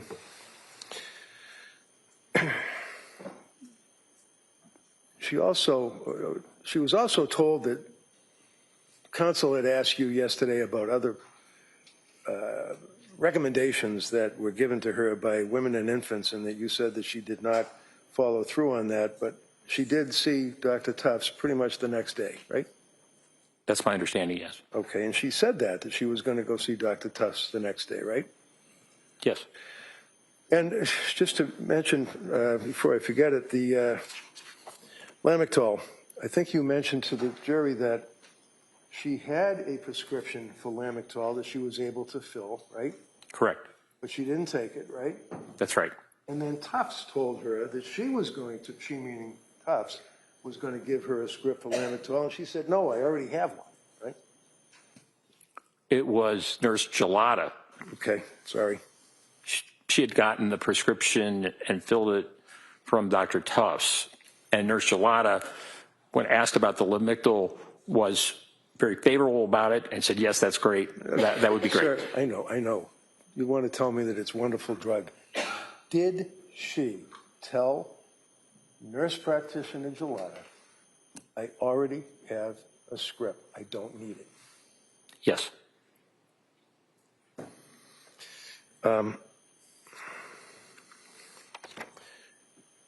Among other things, when people are in trouble and they're having dark suicidal thoughts, whether or not it's voices in their head, whether or not it's thoughts that they can't go on anymore, they can't live life, they have to kill themselves, many times they're told to call suicide hotlines, right? Yes, Aspire. Aspire. What is Aspire? I don't know what it stands for, but it is a hotline that Ms. Clancy called twice because of her suicidal ideation. When did she call Aspire saying that she had thoughts of killing herself?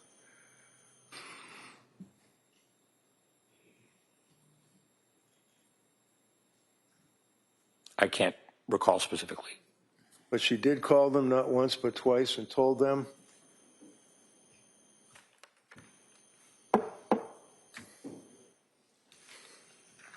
So she complained and told them that she was going to kill herself, right? Twice. Right? She spoke to them about suicidality. So here's a young woman with all of what she's been through who now is to the verge of killing herself and reaches out to people that her health care providers told her to call for help, said that she was going to kill herself, and what did Aspire do?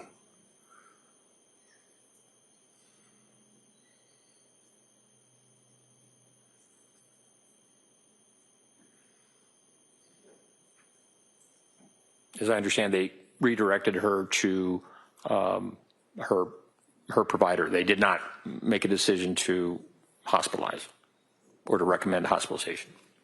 They didn't make a decision to do anything. Objection.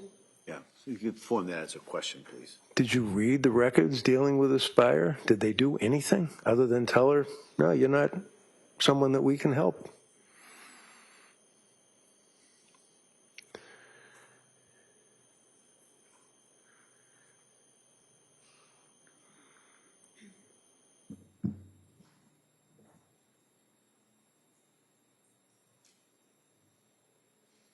I know that they were not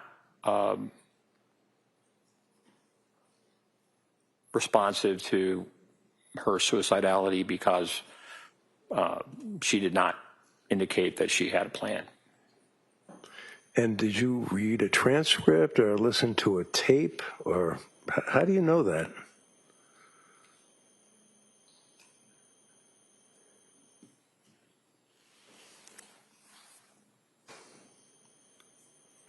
I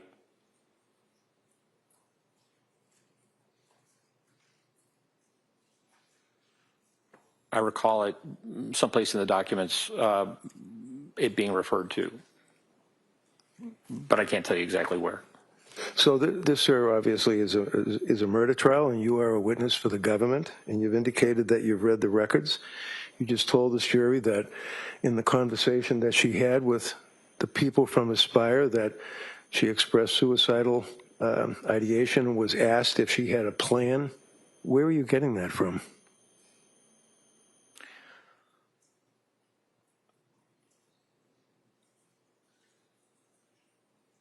I can't tell you exactly within the records.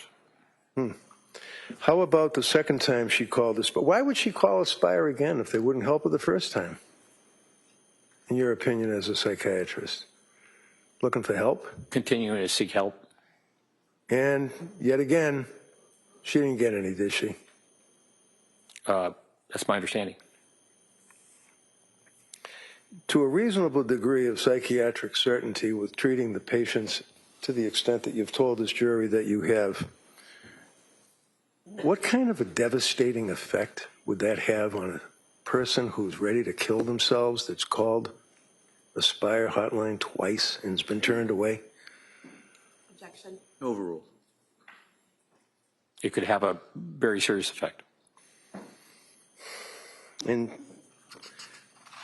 after being discharged from Women and Infants Hospital and reaching out to Aspire, you'd agree with me that one of the concerns that the doctor at Women's Hospital in Rhode Island had is the medication that she had been prescribed by top-end nurse practitioner Gelada, right? Correct. And that's one of the reasons that they could not treat her. It wasn't just that, no, we don't think that you're postpartum depressed. We just think that there's a complicated overlay involving the medications that you've been prescribed, right? Yes. And these medications obviously included selective serotonin reuptake inhibitors, right? Yes. Prozac and Zoloft. Right. And one of the things that a doctor would be concerned about, especially with a woman who's had a baby and has stopped breastfeeding the baby, is the effect that that may have on the woman, physically, mentally, emotionally, when they stop breastfeeding a baby, right? Yes.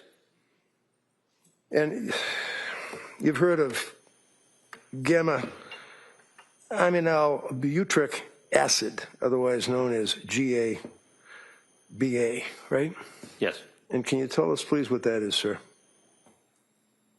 I'm sorry. Can you tell us, please, what that is, sir? What is GABA? I believe that you're referring to Lyrica. No, I'm asking about the actual acid in the person's system, their blood, that is gamma amina BULRYC acid. It's got nothing to do with Lamictal. It's got nothing to do with Seroquel. It's got nothing to do with the drug industry. This is in the body. When a woman stops lactating, a woman stops breastfeeding. Yes. There is a physical effect on the person, the body, right? Yes. What is that effect?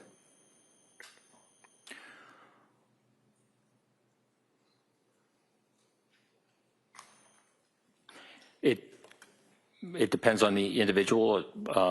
There's variable responses, postpartum, and as I understand, she stopped breastfeeding around October, by October 21st or so, when the Ativan was started. Would you agree with me, sir, that the GABA, make it easier to type, is basically affects, its primary effect is on the neurotransmitters in the brain, right? Yes. Okay. That sounds pretty complicated. Neurotransmitters, I mean, is that like where you have a spark plug on a motorcycle and you can actually gap it and get it to kick over? It's a neurotransmitter in the brain? That sounds like it. Well, yeah, it's more complicated than that. I figured. Obviously. But nevertheless, it's still basically, you're talking about the actual organic matter of the brain, right? Yes. And would you agree, sir, that when a woman is pregnant, that there are progesterone hormone surges during that pregnancy? Yes, there are hormonal changes. Their hormone doesn't just change, it can actually surge, and it can be quite impactful to the person, right? Yes. And would you agree with me, sir, that one of the metabolites of progesterone, which has been unleashed when a woman is pregnant, with the progesterone hormone surging through their body, that you have a metabolite that actually enhances or increases the GABA activity of the neurons in the brain, right? It can, yes. And what is that metabolite, sir, that increases that activity in the very organ of the brain? I can't tell you. Is it a allopregnanolone? If you know. No. No, it's not, or no, you don't know? I don't know.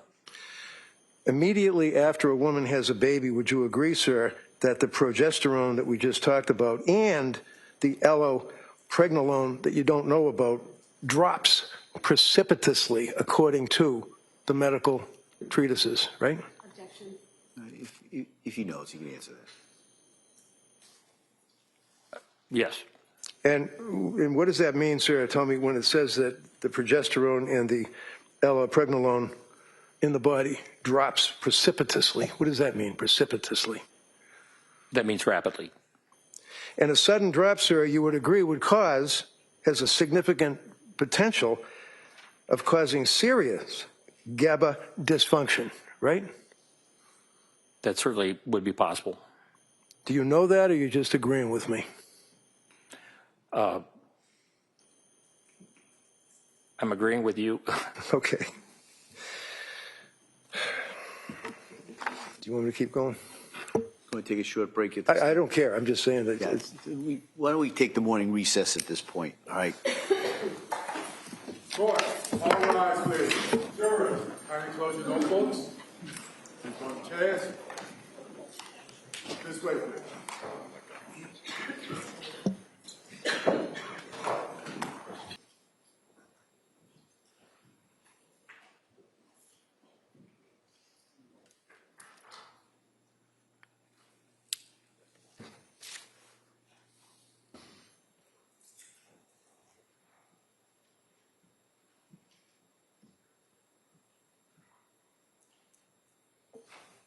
This court's now in session. Please be seated. purpose of the record, we return back to the trial of Commonwealth versus Lindsay Clancy. All parties are present, including the defendant and including the 18 jurors. All right, counsel? Thank you, Judge. Sir, when we left off, I believe the question was that, and you agreed, the sudden drop can cause significant GABA dysfunction. Recall that question where we broke off talking about the gamma? And you're familiar with the concept of, in that regard, talking about the gamma-aminal butyric acid and its effect on the progesterone and its effect on the brain synapses is referred to as breaks, B-R-E-A-K-S. You've heard of that term, right? No. You aware, sir, that when you get to the point where you have that precipitous drop in the progesterone and the allopregnanolone dropping precipitously, that in fact it constitutes and causes significant neurotransmitter malfunction, referred to as broken brakes? I'm not familiar with that term. Can you tell me what a neurotransmitter in the brain is? You're asking what is a neurotransmitter? Sure. I don't know. Neurotransmitters function in the brain and have responsibility for not only aspects of mood, but also psychosis. Dopamine is a neurotransmitter that is significant in terms of psychosis. When it's too high, we need it. But the neurotransmitters function in a number of different ways, number of different pathways. When we think about psychiatry, we really think about the mesolimbic pathway and not just dopamine, but also serotonin, norepinephrine. And so depending on the disorder, there are different medications that can be helpful in treating those disorders. So really, from the standpoint of psychiatric illness and brain dysfunction, medication can be very helpful in regulating the neurotransmitters and difficulties. Have you heard of the broken brakes hypothesis as it relates to the impact of the precipitous drop of progesterone in the enhancement of the GABA activity? Have you heard of that concept? No. Would you agree, sir, that when a woman is in that position of the precipitous drop of the progesterone after ceasing the breastfeeding activity, the enhancement with the GABA... You mean prolactin? Prolactin. The enhancement of the GABA activity, that that would be a dysfunction in the brain, right? Certainly, mood symptoms can be significant. Would you agree, sir, that the dysfunction in the brain caused by those two items is consistent with intrusive and hard to control thoughts and highly impulsive, uncontrollable behavior? Would you agree with that? I would say it's possible. And that would relate to the capacity of a person to conform their conduct. If, in fact, because of the GABA and the progesterone and all that we just talked about, the intrusive, hard-to-control thoughts and highly impulsive, uncontrollable behavior would address itself to the issue of capacity to conform one's conduct, right? No. I mean, it depends on the timing. If you're talking... Is the answer no? At 8 months? Yeah, hold on. You got to let doctor finish. Did you finish that answer? Yes. Okay. All right, go ahead. Next question. So,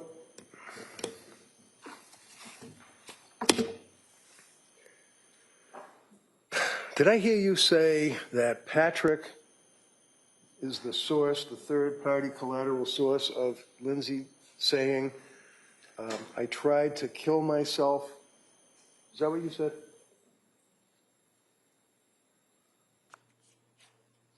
Let me rephrase it for you. I mean, did you tell the jury about an hour ago or so that When her husband found her on the ground? Yeah, Yes, or something to that effect. something to that effect. Okay. And did you listen to the 911 tape when Patrick was actually speaking with Lindsay as she's laying prostrate in the snow on the ground with a broken neck and the slashes and the slits? Yes, I did. Did you hear her response to Patrick's comment, "What did you do"? No. Did you hear her respond to anything other than what would be described as guttural grunts? Not on that call.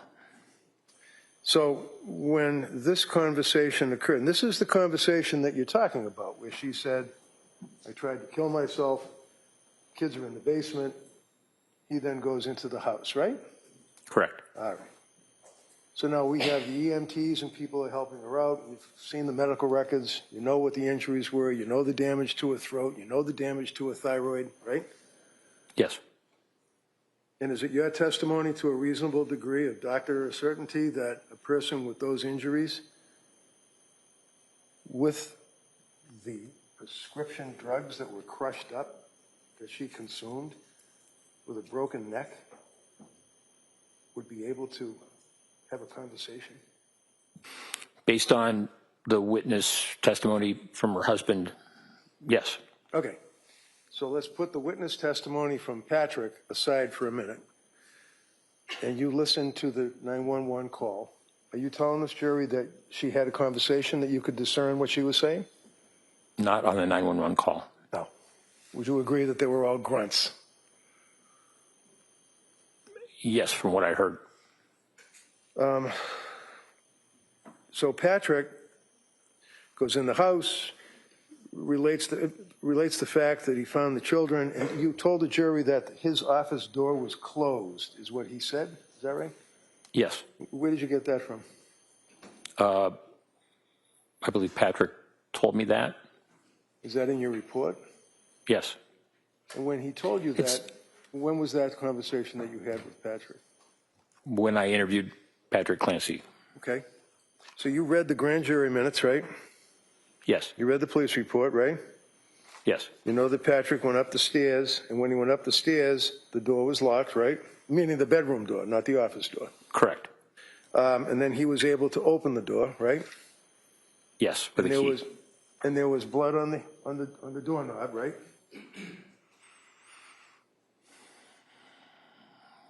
There was blood in the room on the Describe the room on the blood. floor. Certainly, you already talked. We'll talk about that. But there's blood on the doorknob, right? Was there blood on the doorknob? If you know, I don't recall. do you recall there being blood drops in the area of the door itself, like where you had the threshold? But what appeared to be blood, because nobody tested it, we don't know what it is, but it appeared to be blood. I don't recall the specific. I know that there was blood that was observed. Okay. And you would agree that there was a lot of blood drops, drips on the mirror, drops on the floor, drops on the nightstand, right? That's my recollection. And you looked at the photographs in your investigation and looked at the testimony, third-party collaterals, as you testified yesterday, right? Yes. And you told the jurors that one of the things that was of interest to you is the fact that there was a glass or a wine mug or something that had crushed narcotics or I think you used the word antipsychotic drugs crushed up inside that cup. Do you remember that? Yes. Okay. Wine tumbler. Thank you. How do you know they were antipsychotic drugs? I don't recall saying that they were antipsychotic drugs. Oh, did you say they were drugs? I thought I said medications. Medications. All right, so drugs, medications, and they were crushed up? There was evidence of powder on the tumbler that Patrick told me about, and I went back and looked more closely at the photographs and saw that. Did you look more closely at the NMS laboratory or the state police crime laboratory or any testing that was done on the powder? Yes. And was there a report that said that indeed it was crushed up medication? They wouldn't. I mean, there is. They didn't indicate whether or not they were pills or. Did they ever? I'm not asking about pills or powder. Did they ever test the residue? Not that I'm aware of.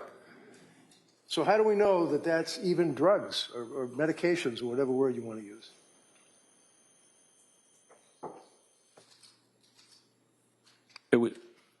It was Patrick Clancy's observation. So basically, when you're testifying, sir, and you're waxing on about all of the facts of the case that you took into consideration prior to your opinion for the DA in this case, you're getting a lot of it from Patrick, is that right?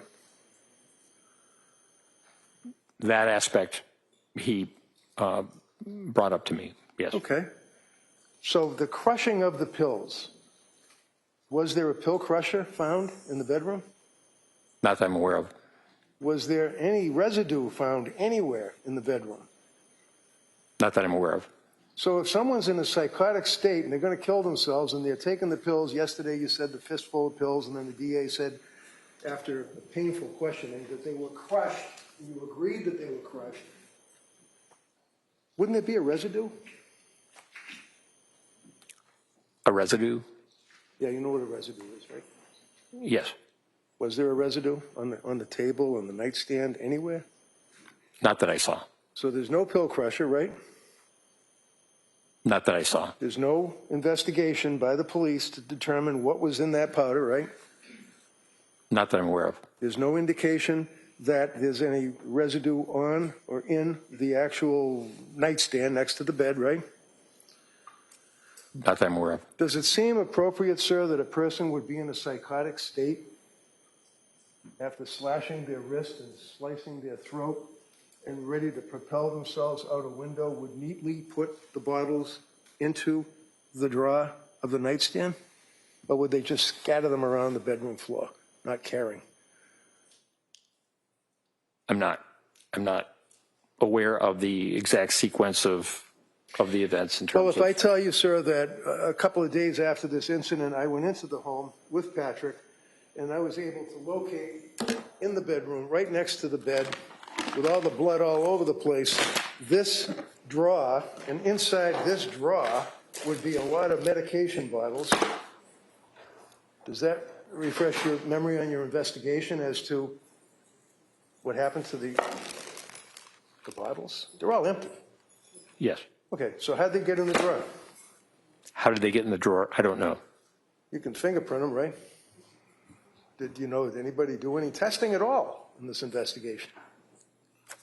If you know. You told the jury yesterday you read all the stuff, grand jury minutes, police reports, lots of witnesses. Yeah, I did not read that.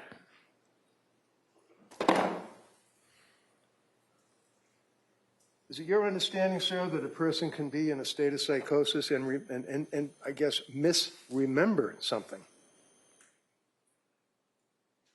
Yes, Or have a false memory? it's possible.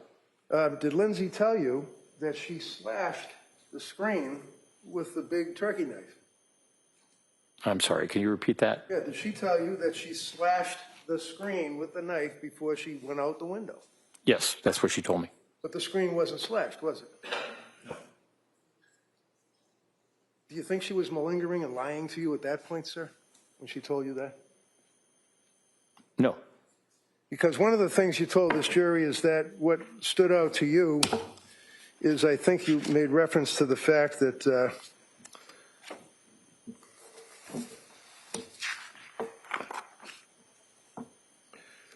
Lindsay betrayed her family by misleading her family. Remember saying that to this jury yesterday, sir? Portrayed? Betrayed is what you said. No, I said portrayed. So Lindsay portrayed and misled her family, is what you said to the jury? Yes. How she mislead her family? Well, in text messages, for example, in the days prior to the event, her parents had visited over that weekend. and the communications that she was providing did not give a sense of her state of mind regarding suicidality. You kidding me? They stayed up in their house to help them. Sustained. They stayed at the house, didn't they? Yes. Why did they stay at the house? I'm sorry. Why did they stay at the house? They were visiting. They were staying at the house. They weren't just visiting. Objection. Overall. Sleep over? As I understand. Okay, as you understand. How long did they stay at the house and sleep over? I think they came up for that weekend. They weren't there constantly. No, They came back and forth. back and forth. Well, they stayed about 4 days, 3 nights. They stayed continuously and stayed at the Clancy home. You knew that from your investigation, right? Yes, that's my yes? recollection. The answer is yes, right? Yes. Okay. So they're staying at the same time that you're telling this jury that she's sending text messages basically saying, I'm okay, I guess. Is that right? Following their departure, there were the photographs that Lindsay Clancy sent to her mother. She didn't send her mother photographs showing that she was smiling or happy with her family, did she? I think there was a photograph of her and the children by the snowman. No. Is that a bad thing to do that and send a picture of you with your kids making a snowman to your parents? No. Is that something, in your opinion, Dr. Saathoff's opinion for the district attorney, that a person who is involved with postpartum psychosis, postpartum depression, wouldn't take a picture of the snowman and their kids, send it to their mother?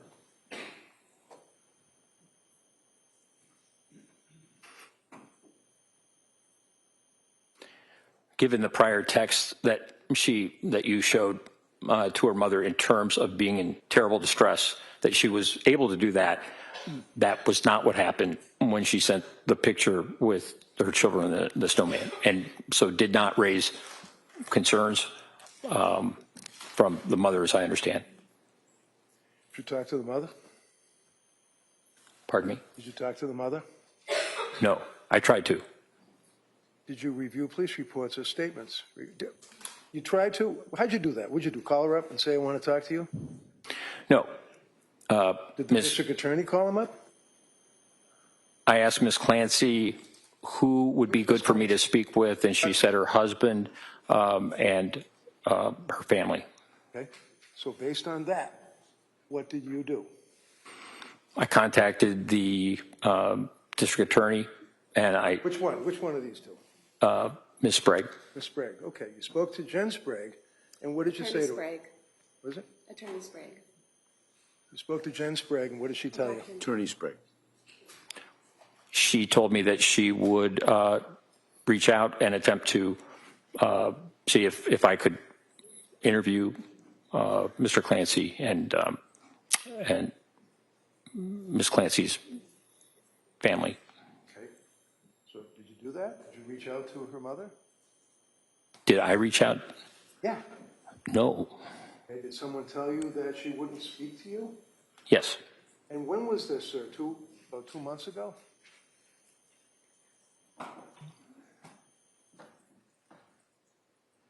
It would have been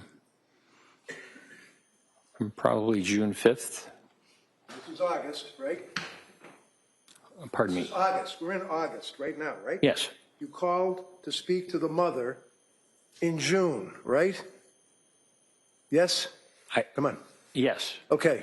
And when you called the mother, did she say, I did not call the mother. Okay, so the I did answer not is you call did the not mother. call the mother. Who told you that you couldn't talk to the mother? Ms. Sprague. Attorney Sprague, please. Right. Attorney Sprague. Now, when Attorney Sprague called you and said you cannot talk to the mother, did it ever occur to you to reach out to me? You're being objective and all. No. Did you know, sir, that Lindsay had signed repeatedly every and any HIPAA form that was needed by the DA or other cops to get access to every single medical record that she had, probably going back to when she was in grammar school. Did you know that?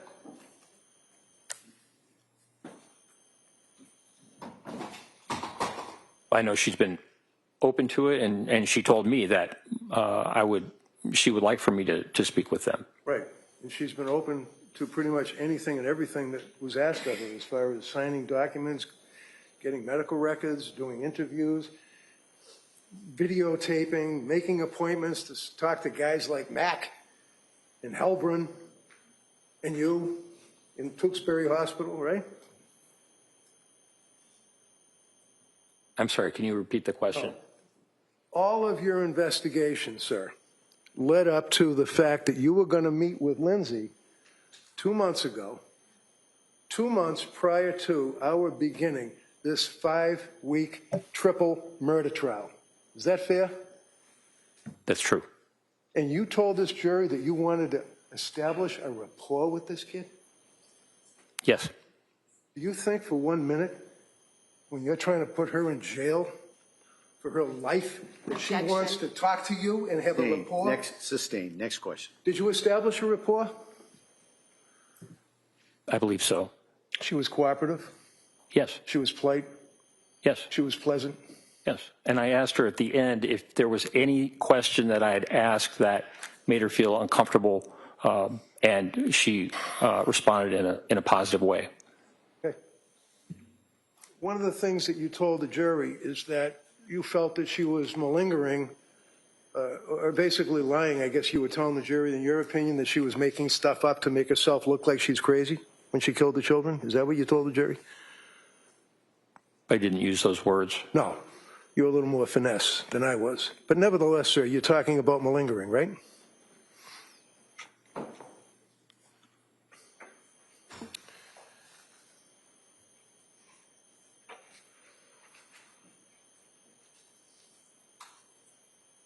Yes, the statements about the auditory hallucination. Yes. Excuse me. Yes. The answer is yes. You were talking about malingering is my question. Yes and no, right? That's all? Yes. Okay. And when you're talking about malingering, sir, basically that would be when a person finds it in their interest to basically exaggerate or lie to an investigating psychiatrist, right? Correct. And that would be because it's in their interest, like I want to pretend that I'm crazy so a jury thinks I'm crazy and I don't have to pay for a crime. That would be in a criminal sense, right?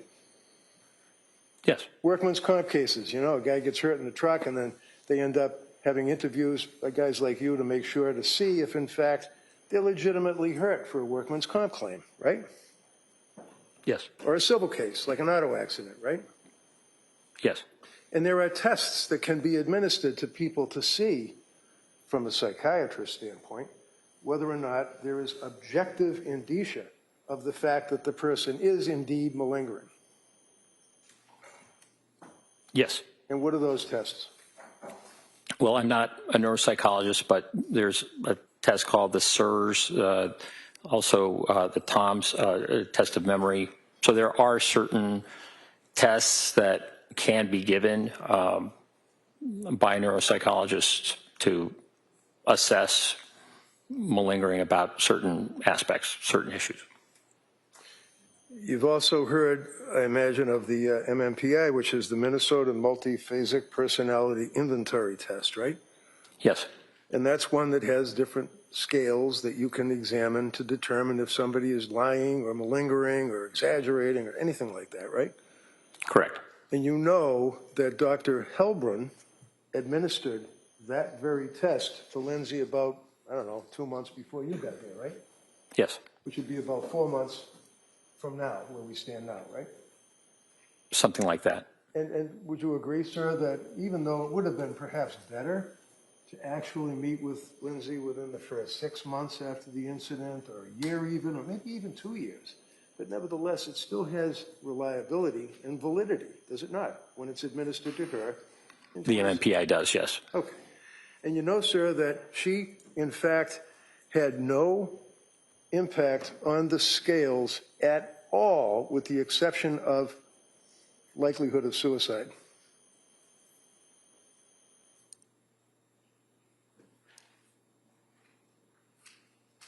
Yes, that's my understanding. Indicating that as far as that test that was administered to her by Dr. Helbrin did not have any evidence at all.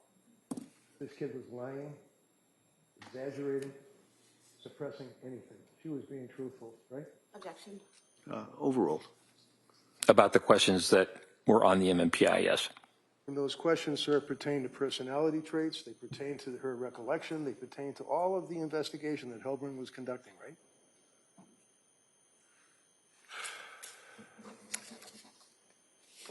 No. Okay. So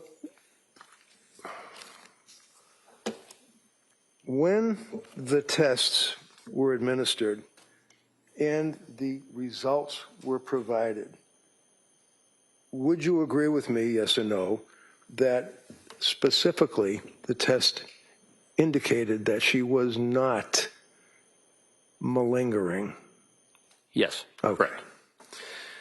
You mentioned one of the other things that you were concerned. Oh, by the way, would you agree with me that Dr. Philip Resnick, as you indicated, is like a world-renowned person on filicide, or the killing of your children? He's also a person that is in the forefront pretty much worldwide on malingering, right? Yes, he has written about that. He's done more than write about it. He's basically given hundreds of lectures and many, many, many learned treatises all about people that lie to psychiatrists to try to get away with something, right?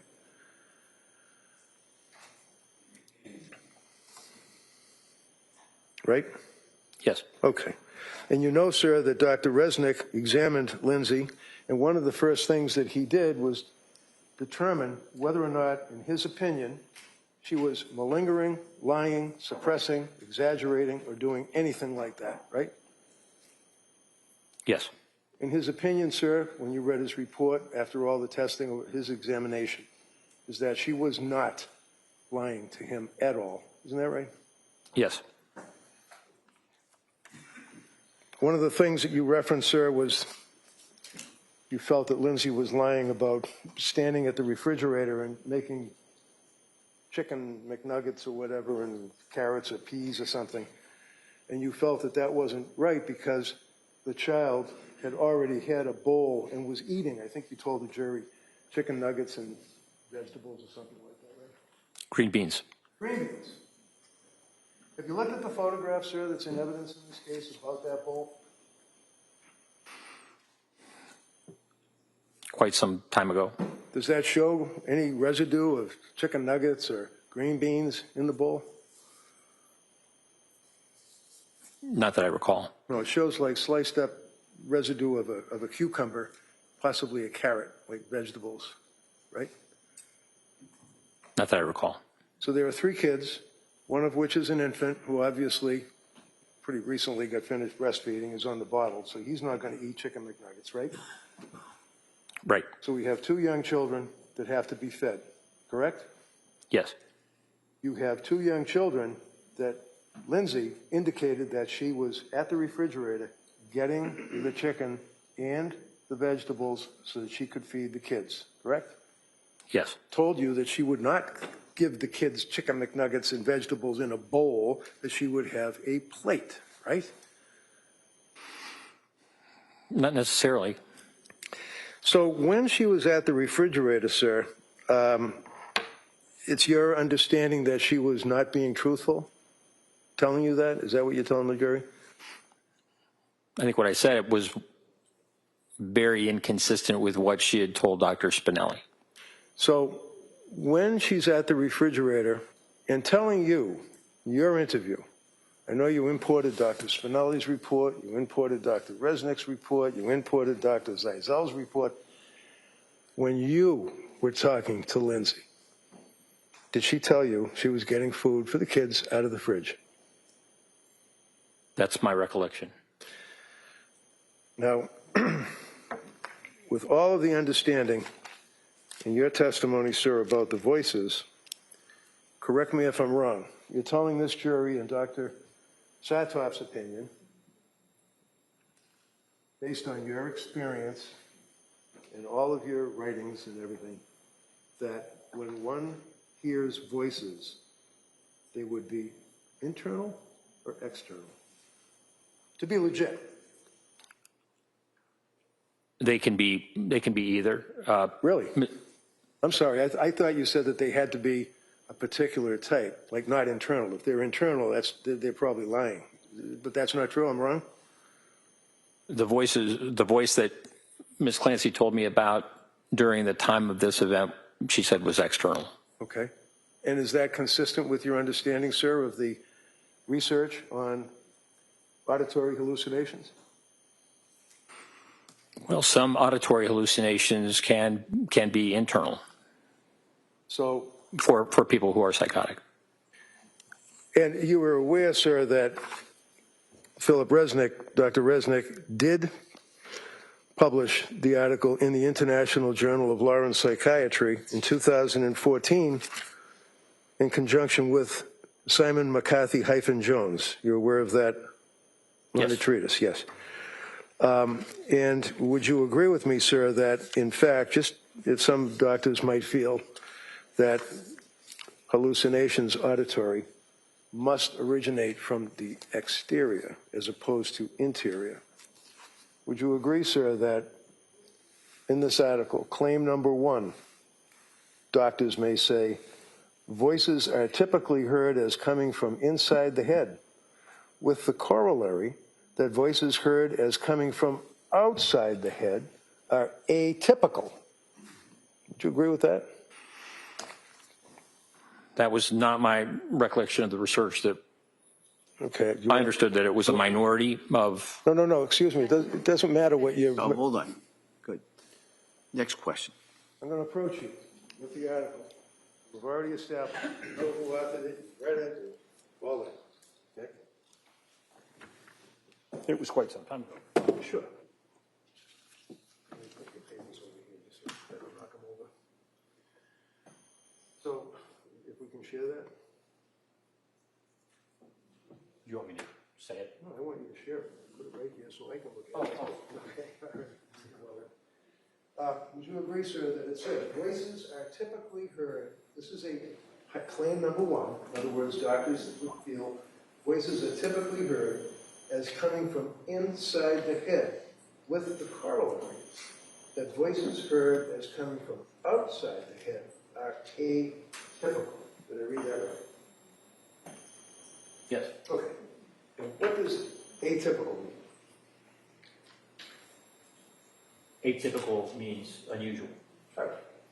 And this article is saying that there are psychiatrists that feel that voices heard outside of the head, auditory hallucinations, are indeed not legitimate. Is that fair? That was the old original way of thinking. That was the way it was taught at one time. That they had to be external for someone to actually be experiencing psychosis. Okay. So we agree then, as Dr. Resnick indicates, that the research evidence does not support the claim that internal located voices are emblematic of genuine AVH, Auditory verbal hallucinations. and externally located voices are atypical. He cites a particular word, correct? Yes. For example, he says, the largest study on this question, Kathy Jones, was in 2012. That's what you're referring to as the old research, right? Oh, one other thing, you were in med school and you taught me that too. I was speaking about very old. Okay. Basically found that of 199 psychiatric patients, 81% who had been diagnosed with schizophrenia, 38% heard both voices coming from inside and outside their head. Did I read that right? You did? So when Lindsay indicated to you that she indeed heard a loud auditory hallucination, voice, deep, male, commanding her to do what she told you, that was external, correct? Yes. And you don't have any issues with that. In other words, that is very likely could be legitimate. Yes. Okay. Now, if you take a young woman who, as the evidence has shown, is suffering with her medical condition and psychiatric condition and seeing doctors and being prescribed medications and reaching out to people for help and suicide hotlines and people down in Rhode Island and McLean Locked Wards Institute. If I hold an opening statement, sir, would you agree that in her efforts to maintain control, she, meaning Lindsay, withheld... Form of the question? Yeah, if we could approach. Sure.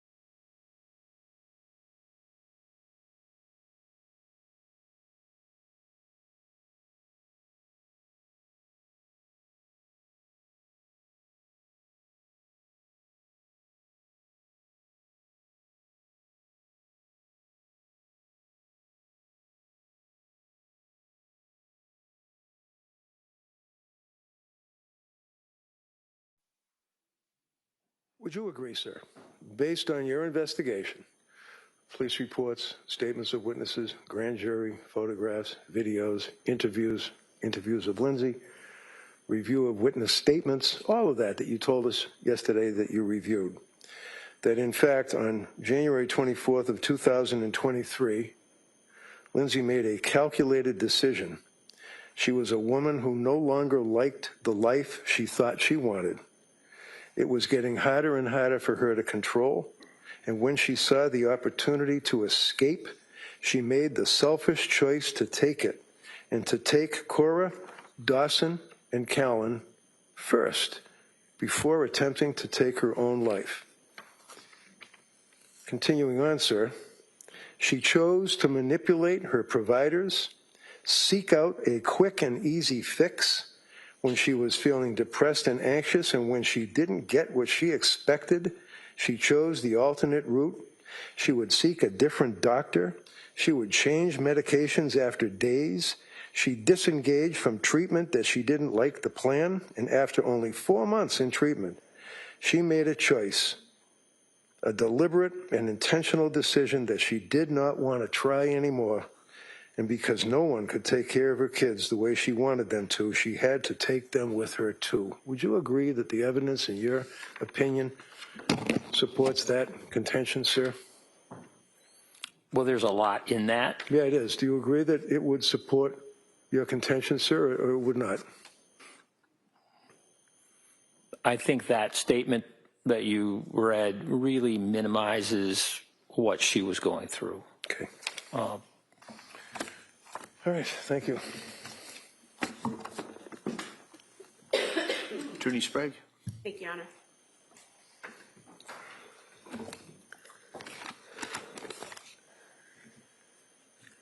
Sir, you were asked during cross-examination about your work as a forensic psychiatrist for the Bureau of Prisons and for the prisons in Virginia.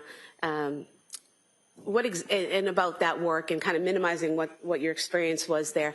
What was your work there? What did that entail? Well, I continued to work there, and I continued to teach students in that system. Seeing patients who are inmates in a number of different facilities, men's and women's facilities over the years, and doing assessments, evaluations, making determinations about treatment and the like, gathering information. So really, treating these inmate patients as patients who have significant mental illness and really require the best treatment that we can provide in the system. And during the course of your many, many years working in that system and treating these patients, have you treated patients with psychosis? Yes. And does that include treating women with psychosis? Yes. And how often have you done that? I'm going to object. I didn't ask about it. He said two already. He's already said twice. Overruled. She may have that. Go ahead. Since 1992, Yes. so 34 years. How many patients have you treated in the prison system, women patients dealing with psychosis, approximately?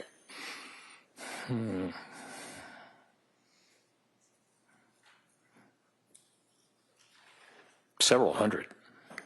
And are there certain common signs or symptoms that these women display who have psychosis?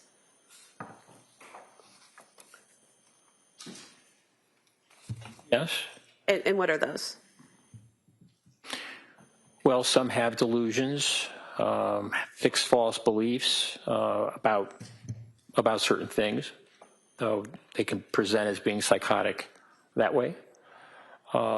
Also, they can present with hallucinations, what we call perceptual disturbances, and generally they are, in most cases, auditory hallucinations, auditory verbal hallucinations. And they also can present with disorganized thinking, having words, making up words that have special meaning, really having a great difficulty communicating.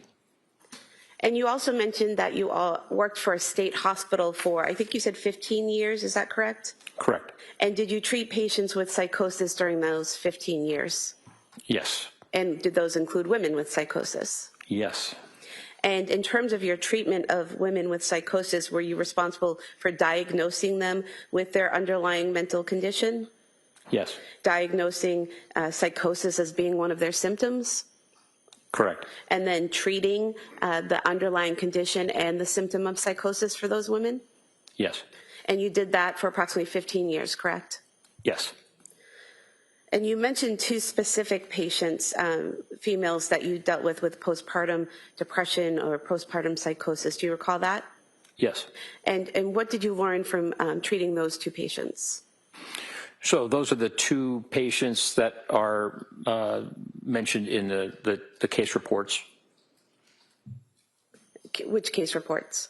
The case report about postpartum psychosis that was written. On the medication interaction? Yes. Are you asking how those patients presented? Yes. Okay.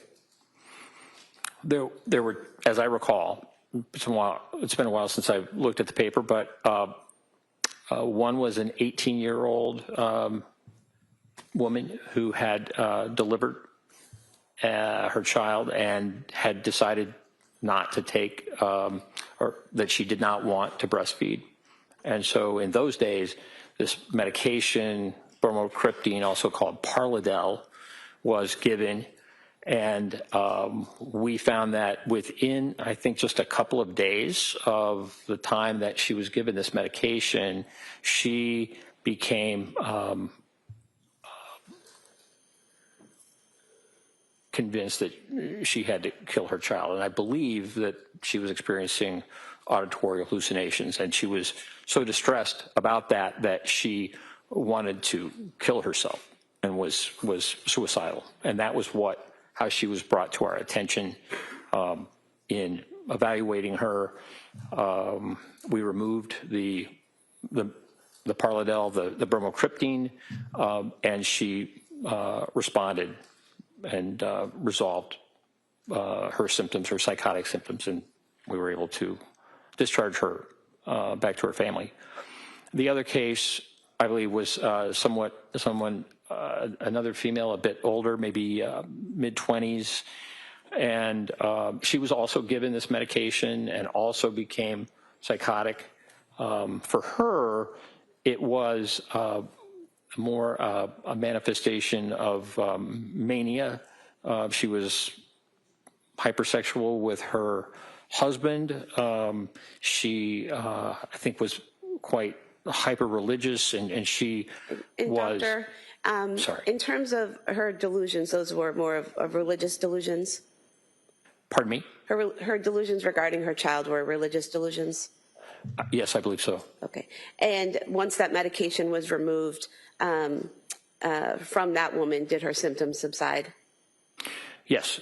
I think in that case, she was also given, she was so disruptive on the ward, taking her clothes off, et cetera, that she was also given antipsychotic medication for a period of time, and her symptoms resolved. And going back to the first patient that you described, you said that she had voices instructing her to harm her child.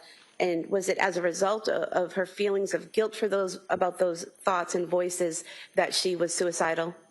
Yes. Okay. So she wanted to kill herself instead of killing her children, correct? Yes. Now, you were asked by Attorney Reddington about your curriculum vitae and focusing in on terrorism, and is that your sole focus? And you said no. What has been your focus over your career? Well, from the time that I finished my residency, I've been very interested in public psychiatry. And so upon realizing the seriousness of mental illness within the prison system and the value of teaching psychiatry to students within the system, I began doing that while I was also doing work with the state hospitals, seeing patients, whatever. So I would say that of all the things that I do and consider myself, what is most important to me is working with patients, and it's the value of also being with students and having them learn from these patients is going to make them better doctors, even if they don't choose to go into psychiatry. So I see my identity actually as a clinician, and I have patients I'm scheduled to see. I was supposed to see some yesterday, and also I'm going to see patients on Friday. And Doctor, defense counsel asked you about the onset of postpartum depression and postpartum psychosis, and you had said that the DSM-5 lists postpartum onset within 4 weeks, correct? Correct. And he asked you about other organizations going up to approximately a year, correct? That's right. Are you aware that the World Health Organization has a clinical descriptions and diagnostic requirements for behavioral and neurodevelopmental disorders that has a section on mental and behavioral disorders associated with pregnancy, childbirth, or the puerium, P-U-E-R-P-E-R-I-M, which does that mean during or after birth? Yes. And that in that section by the World Health Organization, they state that mental and... Objection. She's not going to read that to him, and then he's going to agree with it. She can ask him if he's read Well, it. let's hear the question first, and then I'll assume there'll be an objection. Are you aware that in that section it states that mental and behavioral disorders associated with pregnancy, childbirth, or the puerperium are syndromes associated with pregnancy or the puerperium commencing within about 6 weeks after delivery? Objection. Overruled. I'll allow that, if you know that, Doctor. Yes. Okay. And are you also aware that there's a section talking about mental and behavioral disorders associated with pregnancy, childbirth, or the puerperium with psychotic symptoms that says onset of a syndrome involving significant mental and behavioral features occurring during pregnancy or the puerperium, i.e. up to about 6 weeks following delivery, is required for diagnosis? That's my understanding. And that's from the World Health Organization, correct? Yes.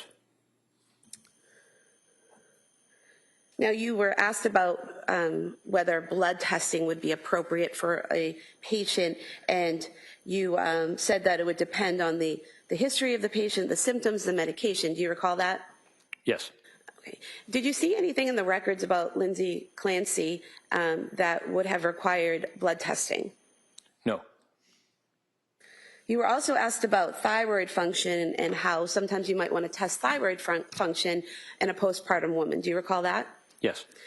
Do you, are you aware that, reading from Exhibit 222, I believe, that Ms. Clancy's thyroid levels were checked when she visited the South Shore Hospital emergency room on November 16, 2022, and her levels were within normal limits? Yes.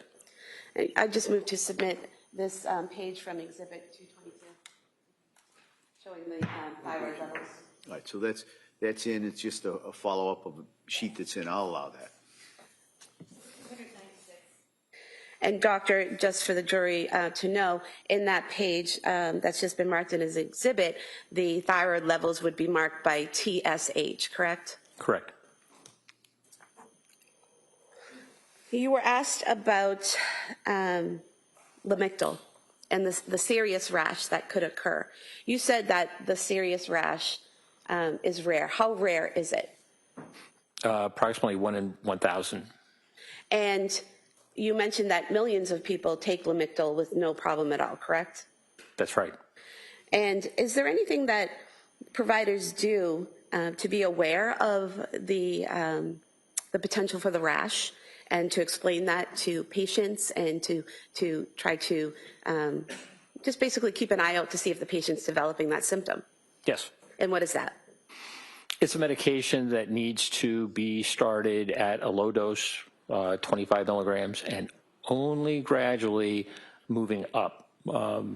Finally, after a number of weeks, to a dose as much as 200 milligrams, perhaps even more.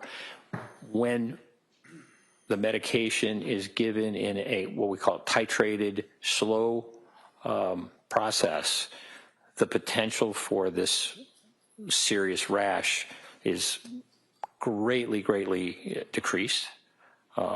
So it really is a medication that requires a slow titration. So the patient needs to be patient with that process. But it's now one of the most used mood stabilizers for bipolar disorder. That it really is a very important, valuable medicine for bipolar disorder. And you said that it's important to start at a low dose. Did you say 25 milligrams? Correct. And do you recall what dose Dr. Tufts wrote the prescription for Ms. Clancy? Yes. And what was that? 25 milligrams. And do you recall from the records whether the plan was, if she were to take it, to titrate in the manner you described? Correct. And putting aside whether or not someone chooses to take the medication because of a rash, is there any significance to the person, to a patient, being prescribed a medication and then not telling that provider that they chose not to take it? Yes. And what is that? Well, it really limits the provider in making other decisions. If a decision is made that a patient is not going to take a certain category of medication, it's helpful to let that provider know and say, I've decided against it. What are some other alternatives? Doctor, you were asked about lack of sleep potentially causing psychosis, correct? Correct. And sleep was definitely an issue for Ms. Clancy in the fall leading into December of 2022, correct? Yes. And looking back to the McLean records, would it be accurate to state that her sleep got progressively better while at McLean? Yes. And then directing your memory to the text messages that Ms. Clancy had with her mother from January 7th through January 22nd of 2023, would it be accurate to state that she told her mother she was sleeping better during that time? Yes. Defense counsel asked you if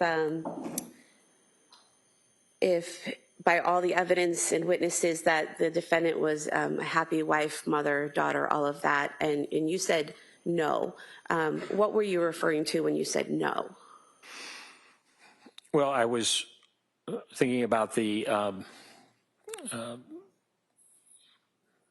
paper that she filled out on September 12th of 2022, in which she expressed some of the concerns that she had, significant anxiety, but also, as I recall, insomnia was a concern of hers. And it was followed up with Jennifer McAllister, who worked with Dr. Tufts. And I think in Ms. McAllister's note, Ms. Clancy mentioned that she had waning confidence in being able to take care of her children as they were growing up. And that, I think in a note of Dr. Tufts noted that she said that she found that Callan needed more attention, and that as the kids were growing older, that she was finding them more challenging. Did she give any information did Ms. Clancy give any information about why it was more challenging as the kids got older? I'm going to object. This is pretty far afield. Yeah, sustained. It goes beyond cross.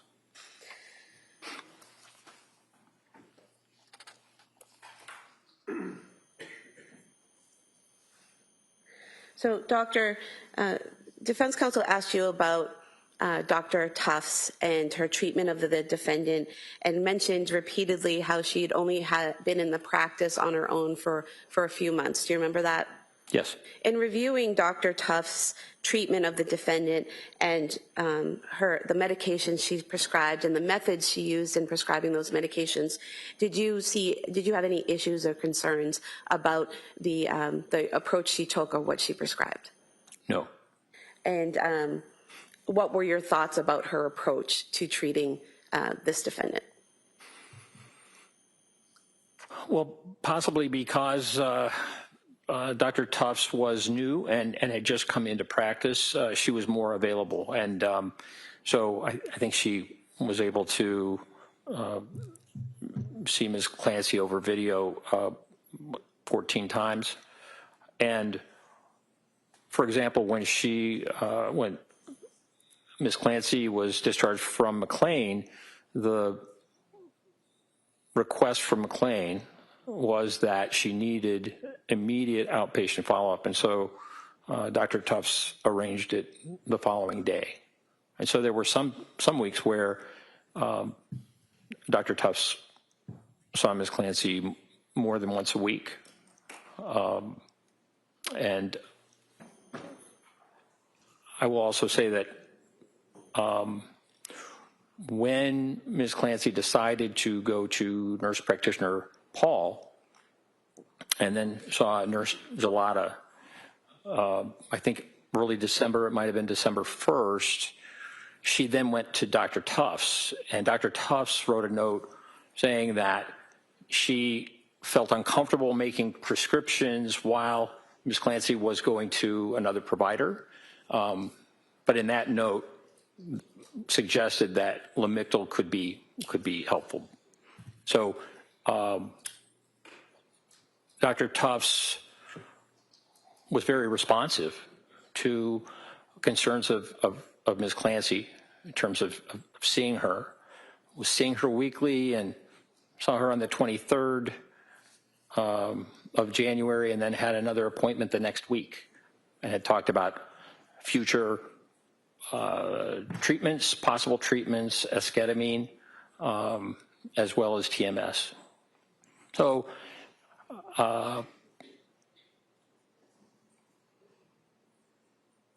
perhaps the fact that she had just left her residency meant that she could be more responsive to seeing patients quickly, and she did that. And speaking specifically to the prescribing, prescribing which medications she's prescribed, which doses, what different options she tried, did you have an opinion based on your training and experience of Dr. Tufts' method with prescriptions? Yes. And what was that? I felt that the prescribing was very reasonable. How so? Well, back in 2013, 2014, Ms. Clancy had taken Prozac and SSRI, and it was helpful. She also took Wellbutrin and propranolol. After Dawson was born, Ms. Clancy had some significant anxiety and actually went to a doctor and was prescribed Zoloft. So this would have been in 2019. But then decided, 2019, early 2020, but then decided not to take the Zoloft.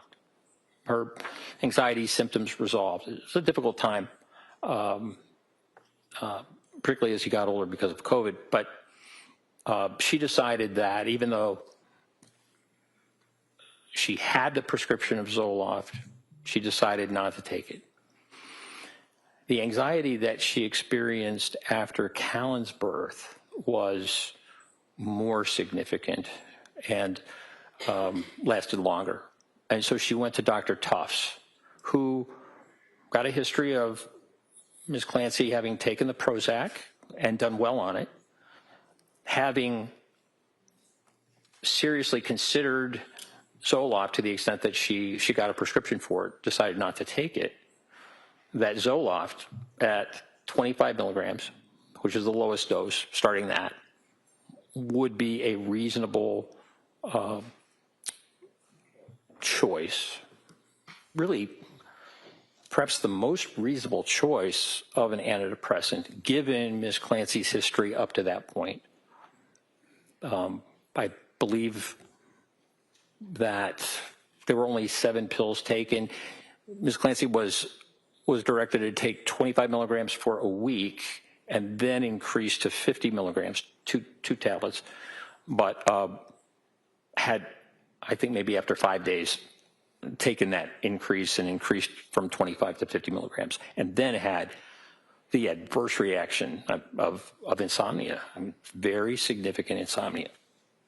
And in terms of after seeing the effects from the Zoloft and stopping that prescription, the various prescriptions that Dr. Tufts tried with the defendant, did you have an opinion based on your training experience about whether that trial and error process and what she prescribed and what she tried with the defendant, whether that was reasonable? Objection.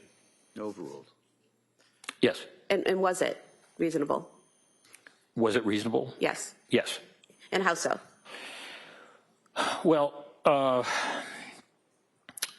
Ms. Clancy, after having the insomnia, was very upset and concerned, as anyone would be. I think that was around October 21st. And so Dr. Tufts assessed her and told her to stop the Zoloft and started her on Ativan, I understand, and Benadryl. And that medication was helpful for a while. But Ms. Clancy was concerned about Ativan, benzodiazepines being addictive, and concerned about getting hooked on these types of medications. And that is a concern over the long term. And so part of the process was to see if she could be treated effectively by decreasing the benzodiazepines or maybe giving her a longer acting benzodiazepine. The medication buspirone, was prescribed by Dr. Tufts, but Ms. Clancy, in a note. Excuse me, doctor, I apologize. Can I have a standing objection to the rambling answers? This is redirect. I object. All right. We can see counsel. I just want to put something on the record. Counsel.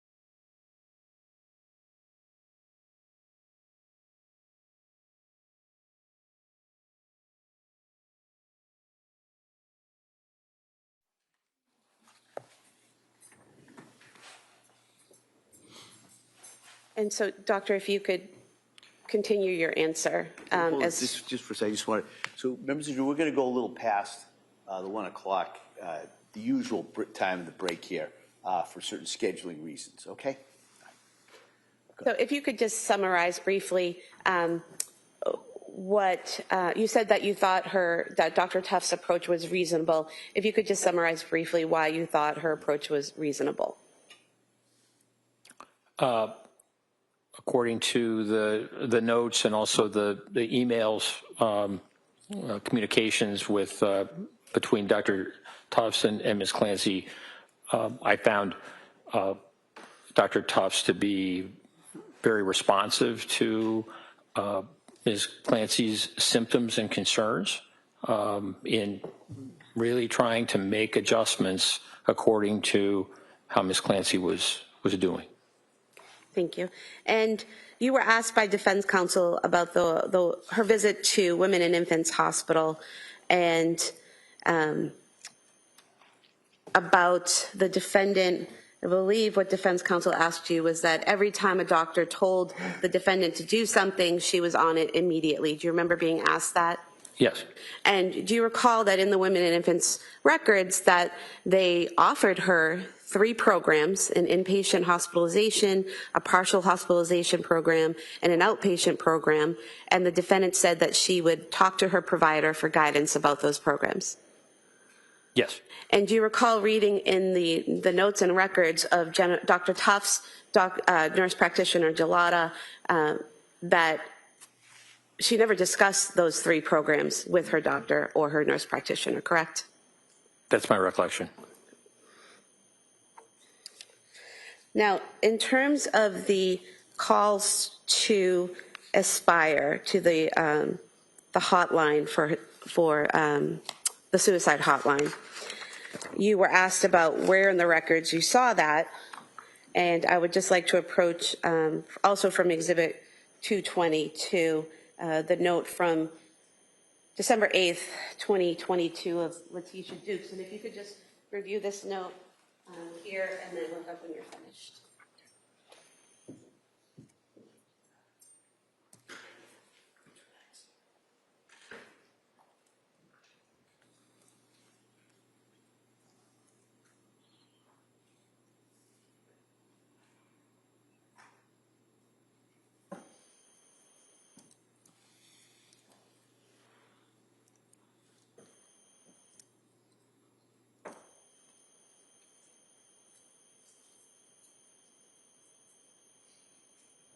Doctor, is this the record that you were referring to that gave you the information about the defendant's call to the suicide hotline? Yes. And reading from this page from the exhibit, page 45, it states that patient contacted Aspire Crisis Support.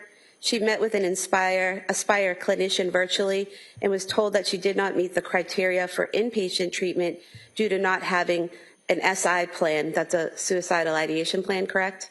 Correct. And then reading again, Aspire clinician recommended that the patient attend a day program. The clinician said he would be sending the patient resources. Clinician informed the patient that it would be beneficial to attend an IOP or a PHP to help the patient build coping skills and build community. What's an IOP and a PHP? Do you know?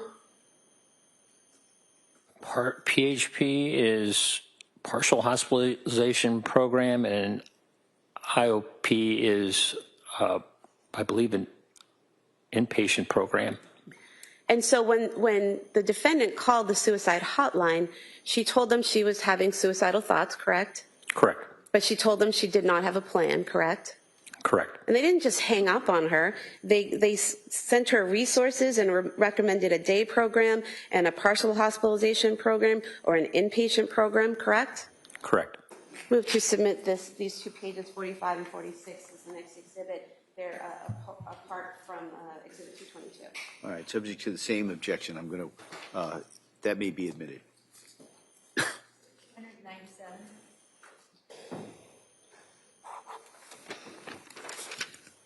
You were asked a lot of questions about hormone changes after pregnancy and if that can affect, and stopping breastfeeding, and if that could affect someone's mental health. Do you remember that? Yes. And you said something about the timing matters. Why does the timing matter?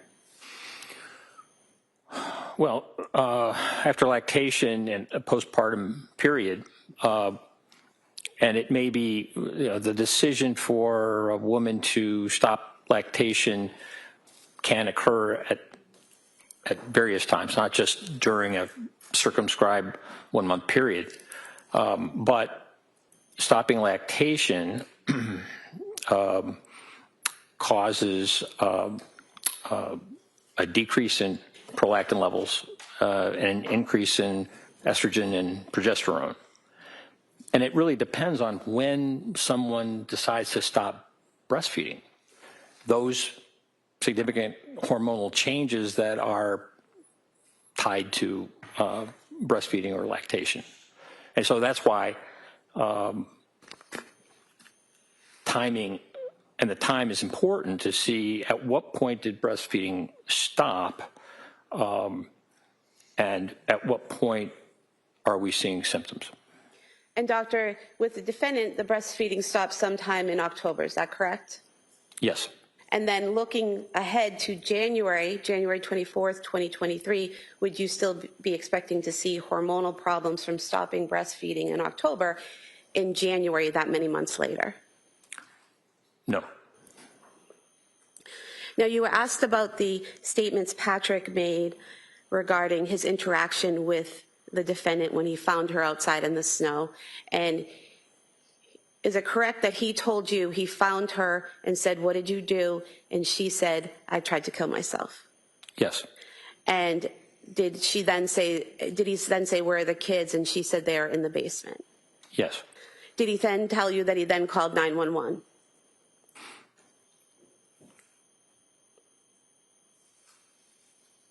I don't recall exactly when he told me that he called 911. What I recall is his statement about what she said to him. And that was her statements to him when he immediately found her on the ground? Correct. Okay. And you're aware that at some point he made a 911 call, correct? Yes. And during that 911 call that you listened to, you didn't hear the defendant saying any words at that point, correct? I did not. And as a physician, are you aware that someone who's been injured can deteriorate over time? Yes, particularly after an overdose. And can they be speaking in one moment and then unable to speak moments later? Yes. Now, you were also asked about the crushed up pills and whether there was any residue on the nightstand or anywhere in the house that the police saw, correct? Yes. And there was no residue in the photos, correct? Not that I saw. But you don't know when she crushed up the pills, do you? I don't. If she had crushed them up earlier in the day, there wouldn't necessarily be residue, correct? Correct. If she had crushed them up days before and put the empty bottles in a drawer, there wouldn't necessarily be residue, correct? It's sustained. Yes.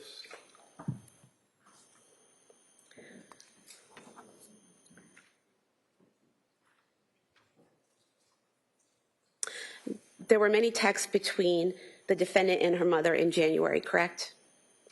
Yes. And from January 7th until January 22nd, when Ms. Clancy's mother and father visited her at her home, the text messages clearly indicated that they were in two separate locations, correct? Yes. And in those text messages, the defendant repeatedly told her mother that she was doing a little bit better, sleeping's a little bit better, correct? Yes.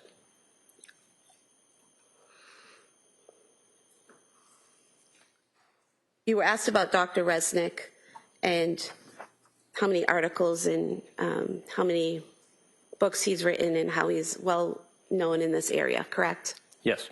And are you familiar with Dr. Resnick's teachings about malingering and about psychosis? Yes. And is it fair to say that Dr. Resnick teaches others that one of the red flags to look for in malingering? You can ask him what he's read, not tell him what she wants him to say. No, hold on. Let me hear the question first. Are you aware that one of the red flags that Dr. Resnick teaches to look for in malingering and faking hearing voices is that someone automatically obeys a command. Yes. That's stricken at this time. Can I see counsel?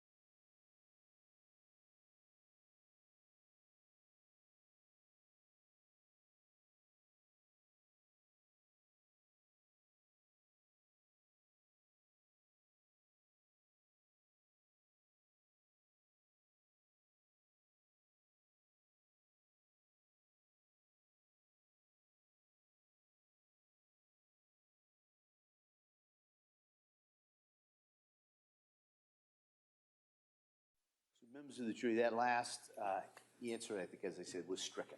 Okay? Yeah, Kamal? Thank you, Your Honor. Now, you were asked about trying to do collateral interviews with the defendant's family, correct? Yes. And you had requested of our office to make arrangements to interview the defendant's parents and her sister, correct? Yes. Were you aware that an email was sent to, were you aware that a phone message was left for Paula Musgrove asking if she and her husband would be willing to meet with you on June 11th, 2026, and that they did not return the call? That's my understanding. And are you aware that an email was sent to Allison Ozga, the defendant's sister, requesting that she meet with you, and her response to that email was, I am awaiting a response from Kevin advising me on participating in Dr. Saathoff's assessment. I will respond once I speak to him. Were you aware of that? That was my understanding. And were you aware that she did not respond after that? Correct. I have nothing further, thank you. You weren't aware that Kevin was on a month-long federal trial during that period of time either, were you? That'd be me. Is that a question? Yeah. Can you repeat it? You could say, maybe get a little closer to the microphone. I had problems. Aware, sir, that during the time that Ozga, her sister, said she's waiting to hear from Kevin, and I'm the Kevin, that I was on trial on a month-long federal case out of my office. You didn't know that, did you? I did not know that. Did you ever think to call me directly or at my secretary, my office manager, to ask about me reaching out to these people? No. That's all I have, Judge. Thank you. Anything else? No. All right, thank you, Doctor. You may Thank sit you. down. Thank you.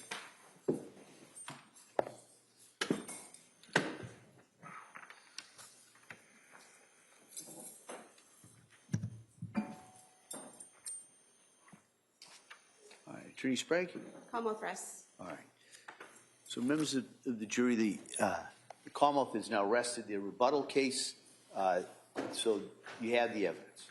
All right. And so at this point, what I'm going to do is excuse you till tomorrow morning, all right? And tomorrow morning, you should be ready. We're going to have closing arguments and the legal instructions in the morning, and then the jury will begin deliberating. All right, so that's tomorrow. So I would suggest go home, rest up, and be ready for tomorrow. And so now you've heard all the evidence. For the first time I can say that. You've heard all the evidence. But you haven't heard the arguments from the attorneys. You haven't even heard, like I said before, the law that you're to apply. So you still have to keep an open mind. All right? So those instructions that I gave you for the last 4 or 5 weeks, they're doubled down today. All right? Don't read anything. Don't talk about this. Don't watch anything. Don't discuss this with anyone. And keep an open mind. All right? You've come this far with that open mind. Bring it with you tomorrow. All right? And so get a good night's sleep. I look forward to seeing you tomorrow, and we will get as soon as we can. Sometimes there's a little delay when we get to this next section, so we'll try and get you out here as soon as we can tomorrow morning. But if there's a little bit of a delay, as you probably already know, it's probably on me, right? But we'll try and get you out here as soon as we can to get you right back into this. So again, thank you so much for all your work, all your commitment, all your dedication, and I look forward to seeing you tomorrow. Okay. Court, all rise, please. Jurors, no first place on the chair.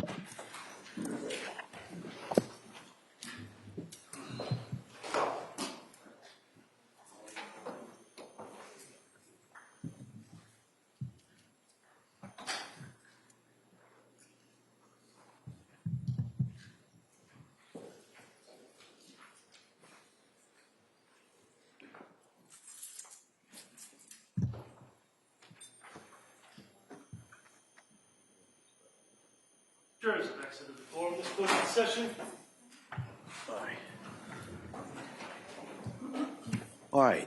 What I thought we'd do is maybe I'll hear from the defendant in regards to any motions at this point.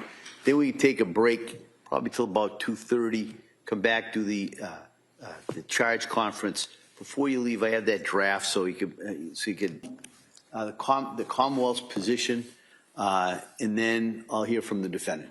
Attorney Buckingham. Thank you, Your Honor. In relation to your proposed your draft instructions, I think that Your Honor's instruction regarding criminal responsibility is pretty much the cut and paste of the model instruction. So overall, there's no objection to it. However, the Commonwealth would just like to put on the record that we don't think that voluntary intoxication, the 3 points that were added in to Your Honor's draft are necessary, and I'll just cite to the Commonwealth versus Brown, 449 Mass 747, it's a 2007 case, where it says that an instruction on voluntary intoxication is not required absent evidence of debilitating intoxication. Such evidence must support the inference that at the time of the killing, intoxication impaired the defendant's ability to form any requisite criminal intent. And so, in this case, I understand counsel is going to argue, medications, and he's free to argue that to the jury. But as far as instruction goes, we're talking about criminal responsibility, we're talking about mental status at the time of the event, on the day in question of January 24th, 2023, there is no evidence to support that there was intoxication to a debilitating effect, as the Brown case indicates. I think what the best evidence the court has is that the defendant, in her journals and in some statements that she made to the experts, indicated that at the time of the offense she was taking amitriptyline and one other medication that she had been on for quite some time. And Your Honor now has evidence that it was a very low dose of amitriptyline, and there is nothing about the observed behavior of her on that day suggesting that there was any debilitating effects of the consumption of the prescription medications on that day. So we would ask that those sections not be included in the instruction. If Your Honor is inclined to include them in the instruction, we are asking that you add a qualifier into it's what's listed as paragraph 3, where it starts to talk about. Is that on page 3, kind of Roman numeral 3? Yes. Okay. All right. Yeah. It says the defendant who lost in substantial capacity, I have just described, involuntarily intoxicated by prescription drugs. We would just ask that you add on the day of the offense to, again, just be clear to the jury that we're talking about her consumption or the consumption of the medication on that day.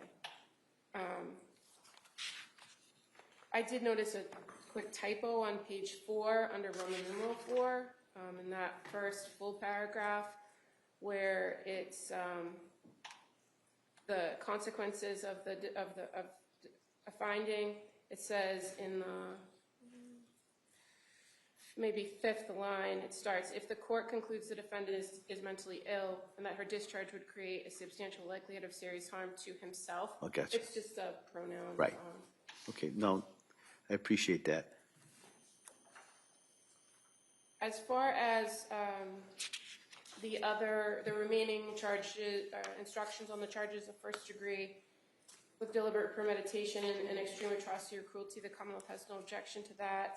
I would just note another typo on page 7. Where Your Honor lists out the Castillo factors. On the third factor, C and D appear to be in the same line, and there are just some numbers in there that I don't think make sense. This is the manner and degree and severity of the force used. Oh, I got you. Yep. And as far as the instruction on involuntary manslaughter, the Commonwealth would object to the involuntary manslaughter, and I would cite to the case of Commonwealth versus Garabedian, which is an older case, 399 Mass 304. It's from 1987, and it says that the defendant, in that case, the defendant argued that involuntary manslaughter was required because of evidence of involuntary chemical intoxication. That was a case where the guy was he sprayed chemicals on lawns, and he had an interaction with a homeowner and ended up getting into a physical altercation with her, strangling her, falling off a ledge, hitting her with a rock, and then strangling her with a shoelace. So in that particular case, the court held that an unlawful battery was quite likely to endanger life and hence could not be classified as involuntary manslaughter. So where it's a wanton and reckless conduct theory, I think that Garabedian is right on point to say that in situations like this, where we have the strangling of the individuals, of the babies, of the kids, unlawful battery is quite likely to endanger life, that it shouldn't be an instruction for involuntary manslaughter. So I'd rely on that case to argue that that is should not be included in the instructions. And there's one more point. Your Honor, at one point when we were arguing about particular pieces of evidence and duplicative evidence, Yeah. Your Honor did indicate giving some sort of instruction about the jury didn't consider the fact that there might be duplicative evidence as giving any more weight or importance. And I know you do have a small line in that where it says in the what is evidence section about the strength or proof is not determined by the volume. But I do think, again, based on the particular way in which the evidence came in and how the parties chose to display the evidence, and the fact that we have text messages in several different forms that are presented, some of them the full record, some of them condensed records, that some instruction to them that indicates that they're to give no more weight to any one than the other, even if it does appear duplicative in the record. I'd ask that something to that effect be added. I think it says that on page 11, because I do remember that request. If you look at under what is evidence, in this case there may be certain documents or photographs that are entered multiple times. This does not mean that that evidence is any more or less important than any other evidence. So I put that in there, and I understand the request to maybe put that in a separate paragraph, but I have addressed it that way. I'll consider not whether I give it a separate paragraph. I do understand the request, but at least that's why I put that in there. All right. Anything else? Okay. All right. Mr. Reddington. Thank you.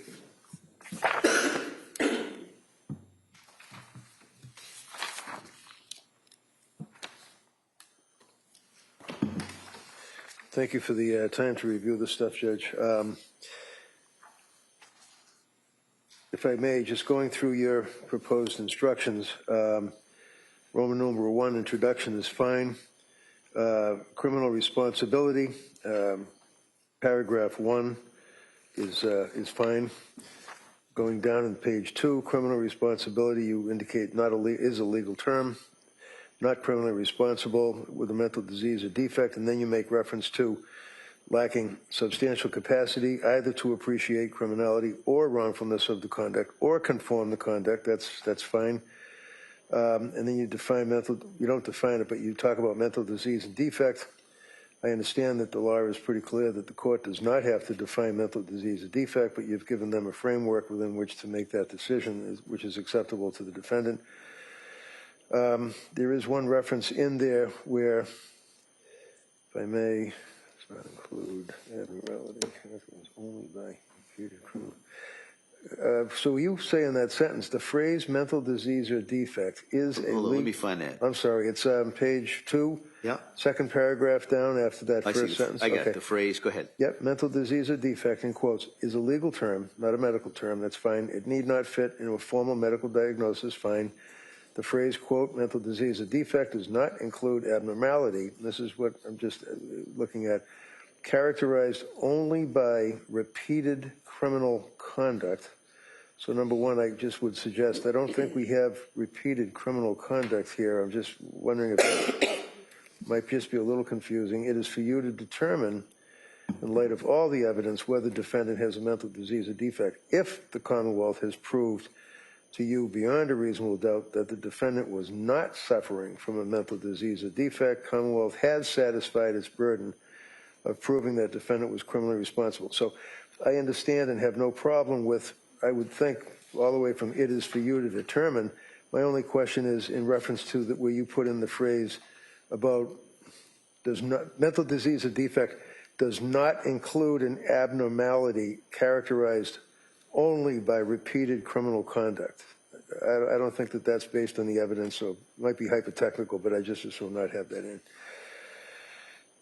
Next paragraph, if the Commonwealth has not proved to you beyond a reasonable doubt the defendant was not suffering from a mental disease or defect, then you must consider whether, as a result of mental disease or defect, the defendant lacked substantial capacity either to appreciate or the wrongfulness of the conduct or conform. That's a fair statement of the law. To establish that the defendant had substantial capacity to conform her conduct, the Commonwealth must prove beyond a reasonable doubt that any disease or defect that may have existed did not deprive defendant of her ability to behave as the law requires, that is, to obey the law. And then you do indicate that that would relate to the word appreciate, understand, more than merely to know. And then criminality, and then you do get into means the legal significance of conduct, and wrongfulness means the moral significance, which is fine. I would ask that on the next paragraph you add in before wrong in the second sentence, Commonwealth must prove that the defendant knew and understood that her conduct was illegal or it was, and I would ask that you put in there morally wrong in front of wrong. And then the rest of that paragraph is fine from my point of view. Last sentence, the court notes, defendant must have been able to realize in some meaningful way that her conduct was illegal or wrong. And again, I would just ask that you would insert the word morally wrong. That paragraph is fine. Roman numeral 2. A defendant's lack of criminal responsibility must be because of a mental disease or defect. That's fine, but then the court says all that you need to determine, and I just would ask respectfully that you delete the all that you need to determine. It seems to kind of, and I know that's in some of the instructions, but I think it kind of dilutes the gravity of the issue for the jury. It's almost minimizing the burden for the government, and it's unnecessary, so I would ask that that go out. And then you could say the jury has to determine the issue and then go into the rest of the instruction as you put it, rather than saying all you need to determine. Further in that paragraph, where defendant lacks substantial capacity to appreciate, again, that's appreciate the criminality or wrongfulness of her conduct or to conform her conduct to the law solely as, okay, voluntary intoxication. Believe it or not, after 5 weeks, I think we agree. I would ask that the court not instruct on voluntary intoxication. I appreciate the fact that looking at the model charge, and I know when Your Honor is using that as a guide, they do make reference to voluntary intoxication. I just don't see that there's any evidence here of voluntary intoxication that would trigger a pre-existing mental disease or defect. I don't see that there's any issue such as a lot of the cases, as you well know, when you're dealing with a defendant who's snorting cocaine or shooting fentanyl or smoking weed. I know the case, the recent case of Commonwealth versus Aldo Dunphy, D-U-N-P-H-E, is a guy that had a marijuana psychosis, dependency, and we don't have any of that here. We just have prescription medications that were provided to the defendant. So I would ask that the court not reference voluntary intoxication. I would ask, going down to Roman numeral. So would you ask, so Roman numeral 2 on page 2, not give? Yes. And Commonwealth, that you would be in agreement with that? Yes, but I think like 2 also follows with Roman numeral 3. We haven't got to 3. So I want to make sure that, I just kind of want to make sure as I'm going through this, it's kind of dense, you know, as am I sometimes. Yeah, it is. So I just wanted to make sure. So Roman numeral 2, both parties are of the position not to give based on the evidence as it's developed. Correct. Okay. Yep, all right. thank you. I'll consider that. I'll strongly consider that. All right. And then, so that takes us to paragraph 3. In paragraph 3, if I'm not mistaken, I did skim it pretty quickly. I think it does also reference voluntary intoxication. Yeah. And here you're specifying prescription drugs, and if the defendant knew or had reason to know that her intoxication would trigger or intensify a mental disease or defect. I don't think that the evidence supports that. I agree with the Commonwealth. I would ask that Roman numeral 3. Right, so by agreement, nobody's requesting paragraph 3, correct. And I'm highly likely not to give that. All right. 4 is fine, Judge. Roman numeral 5. 4 goes to the same thing. It's just a reiteration of the final. So if yeah, so that would go out. Yep. 4 is kind of a trailer to 3. Okay. Roman numeral 5 is okay. Paragraph 3, 4. Okay, so again, if I may just say, without skimming them now, anytime it's referencing voluntary intoxication, maybe that could be deleted. Because I see in paragraph 4 on Roman numeral 5 on page 3, it does reference again for voluntary intoxication from prescription drugs and that type of thing. So that would go out. Paragraph 6, talking about in the event that the defendant is indeed acquitted by reason of lack of criminal responsibility. I know the court has the obligation to instruct the jury as to what potential ramifications would flow from that. I believe that's a fair statement of the law. Instructions on murder in the first degree, deliberate premeditation, cruelty and atrocity, those are all fine. Second degree, that's fine. Involuntary manslaughter, I do think certainly the facts as presented and the evidence does justify the instruction as the court. Let me hear you. What's the argument in regards to the involuntary manslaughter? Well, the argument regarding the involuntary manslaughter is clearly that the defendant intended the conduct that resulted in the death of the deceased, and the conduct in the event that it was not such that her conduct was as a result of her suffering from a disease or defect, intentional, premeditated, and intended to be cruel and atrocious, that would reduce it down to manslaughter, and it would most certainly be wanton or reckless. I will be addressing voluntary as well, but I think it's clear that on the evidence that if the jury determines that defendant committed an act, defendant, as a result of the act, the victims were indeed died, that there's a high degree of likelihood that substantial harm would result to the individuals as a result of the defendant's conduct, but yet we're not talking about a disease, a defect that rises to the level of not guilty by reason of lack of criminal responsibility. You would then revert to, or default, if you will, to the standard of wanton and reckless conduct. And we know that wanton and reckless conduct under the the Lansky case, basically if a defendant does an intentional act that is not just negligent, it would have to rise to the criminal standard or the criminal level of being wanton or reckless. So I think that that would, in fact, justify an instruction on involuntary manslaughter. If you want, I can continue with the voluntary manslaughter that I would ask the court to instruct. And that would relate to the issue of diminished capacity.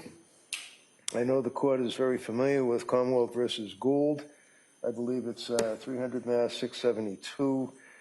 Supreme Court decision, Patterson versus New York, that talks about evidence of a defendant's emotional or intellectual or mental state of mind that does not rise to the level of lack of criminal responsibility, but it could certainly rise to the level of extreme emotional disturbance, that would be manslaughter, not murder, and that would be under and consistent with the United States Constitution as well as the Massachusetts Constitution, because in addition to Commonwealth versus Gould, we have case law, as I'm sure I know Your Honor is aware, that talks about diminished capacity.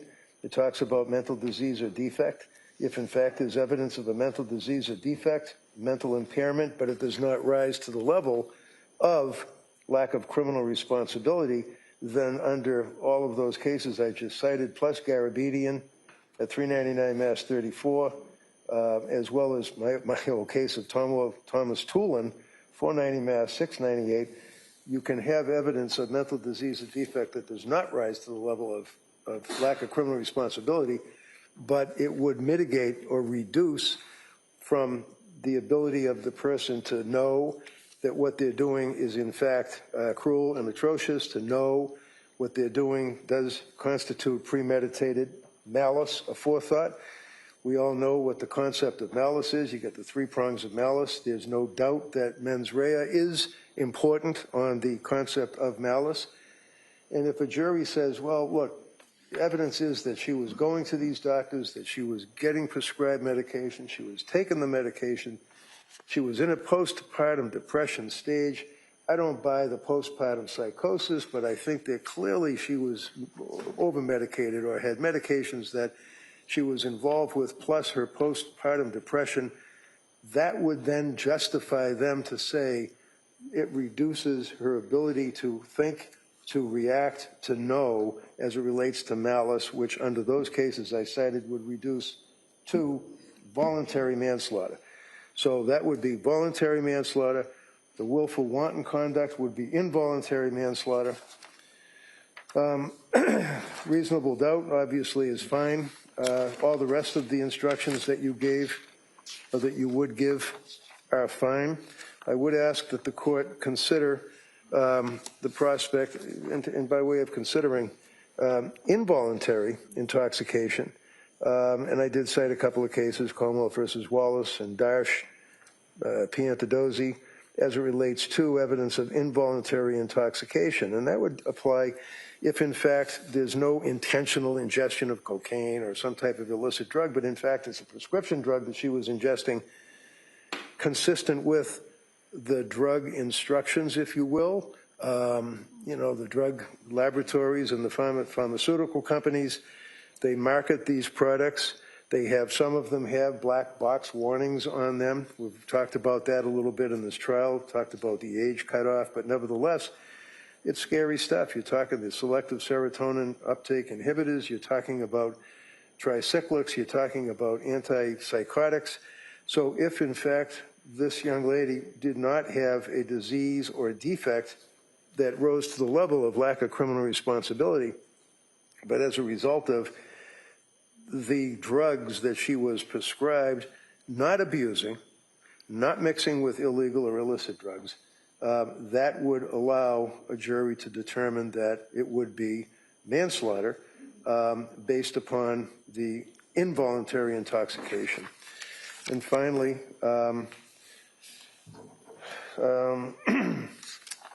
I would ask that the court entertain giving a Bowden charge in this case. We know that the case law under Commonwealth versus Bowden allows the court, upon evidence presented to a jury, of inadequate police investigation. Because if you recall, way back in the day on this case, I did move for a bifurcation, and my argument to the court was that defendants in lack of criminal responsibility cases are really hogtied, if you will, because to have the lack of criminal responsibility, you have to admit involvement in the crime, but yet when you're trying the case with lack of criminal responsibility, the government still has the burden to prove to a jury beyond a reasonable doubt that the defendant is guilty of, based on the evidence, that particular crime. And if there's evidence of a police investigation that is deficient, a jury does have a right to consider that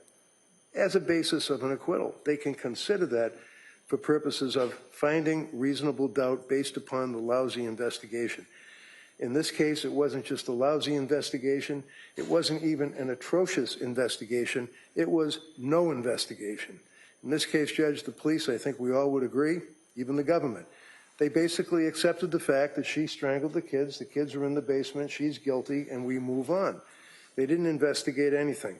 They didn't test the screen. They didn't even take a picture of the screen. They didn't see if there's any blood on the screen. There's no crushers for the alleged crushing of the medications. There's no indication that there's powder that she was crushing the medication to ingest the medication. There's all sorts of questions regarding the blood spatter, the blood. The police never investigated. They come into the court, they talk about their investigation through the crime scene laboratory and state police, and every question that I would ask about the door, about the blood drop on the door, about the siding, they come 6 months later or whatever, they take the siding, it's degraded, they can't even test it. I could go on and on and on with the horrific investigation in this case. So I think it would be fair for the court to instruct them on Bowden. That's it. All right.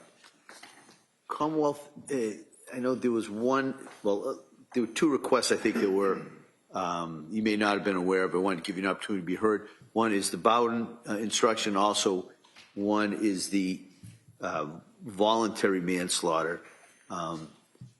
Before I let you do that, if I'm looking at the instruction that I have as a possible instruction regarding involuntary manslaughter,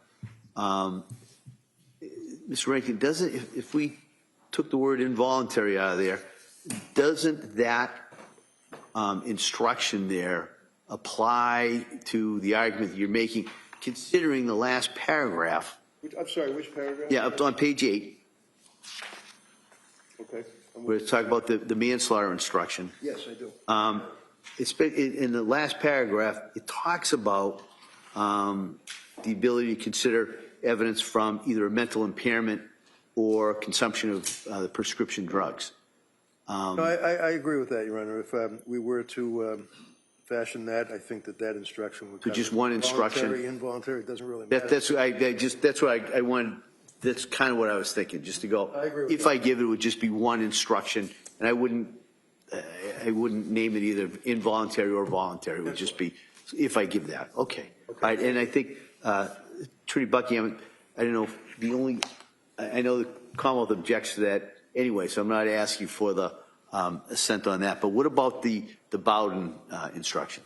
So, Your Honor, we would object to the Bowden instruction.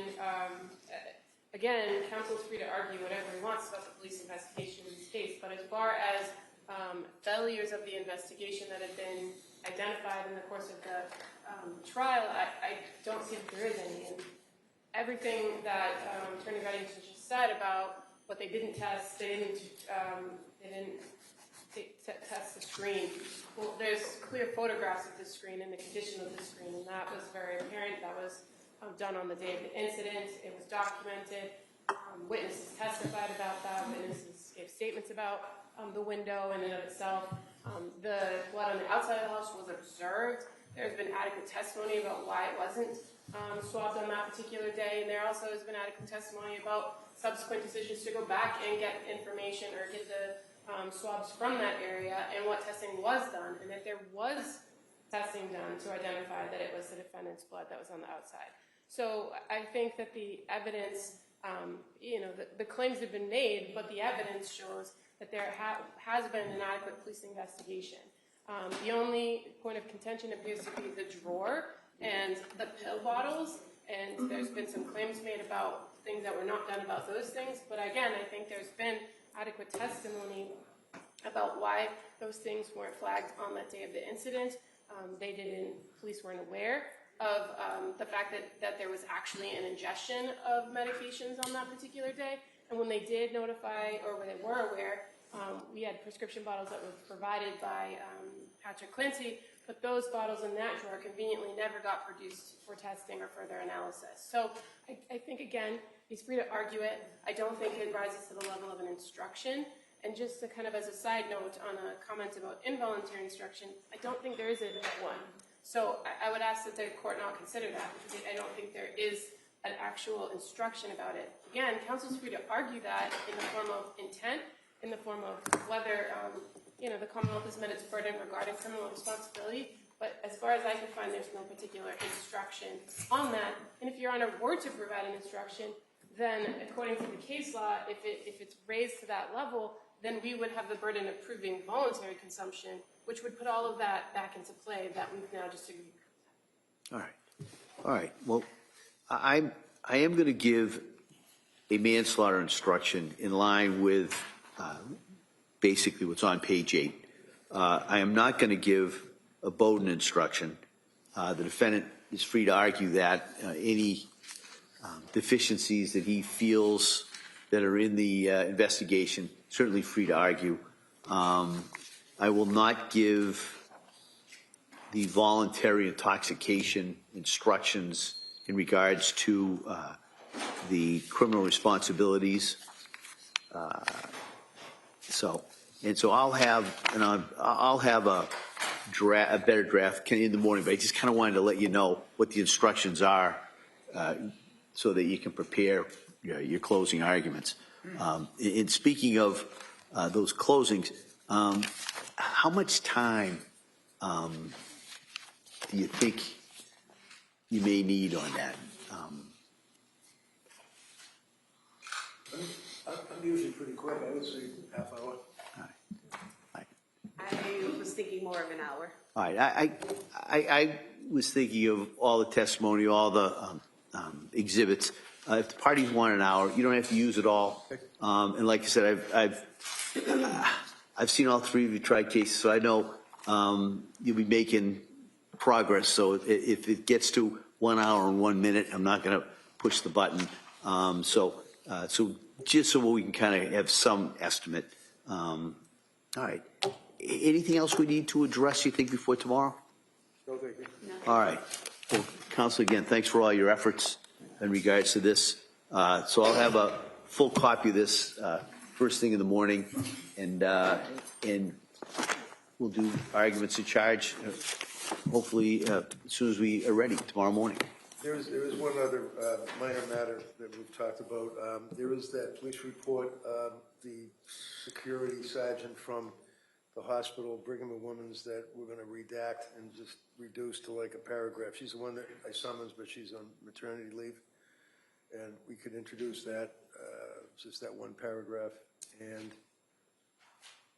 we're missing one exhibit, which is the Infants Hospital in Rhode Island, but we're going to look and see if the government has it. We don't have it. I thought that, but we'll double check. I thought that defense had decided not to put in anything from that report because he was going to provide a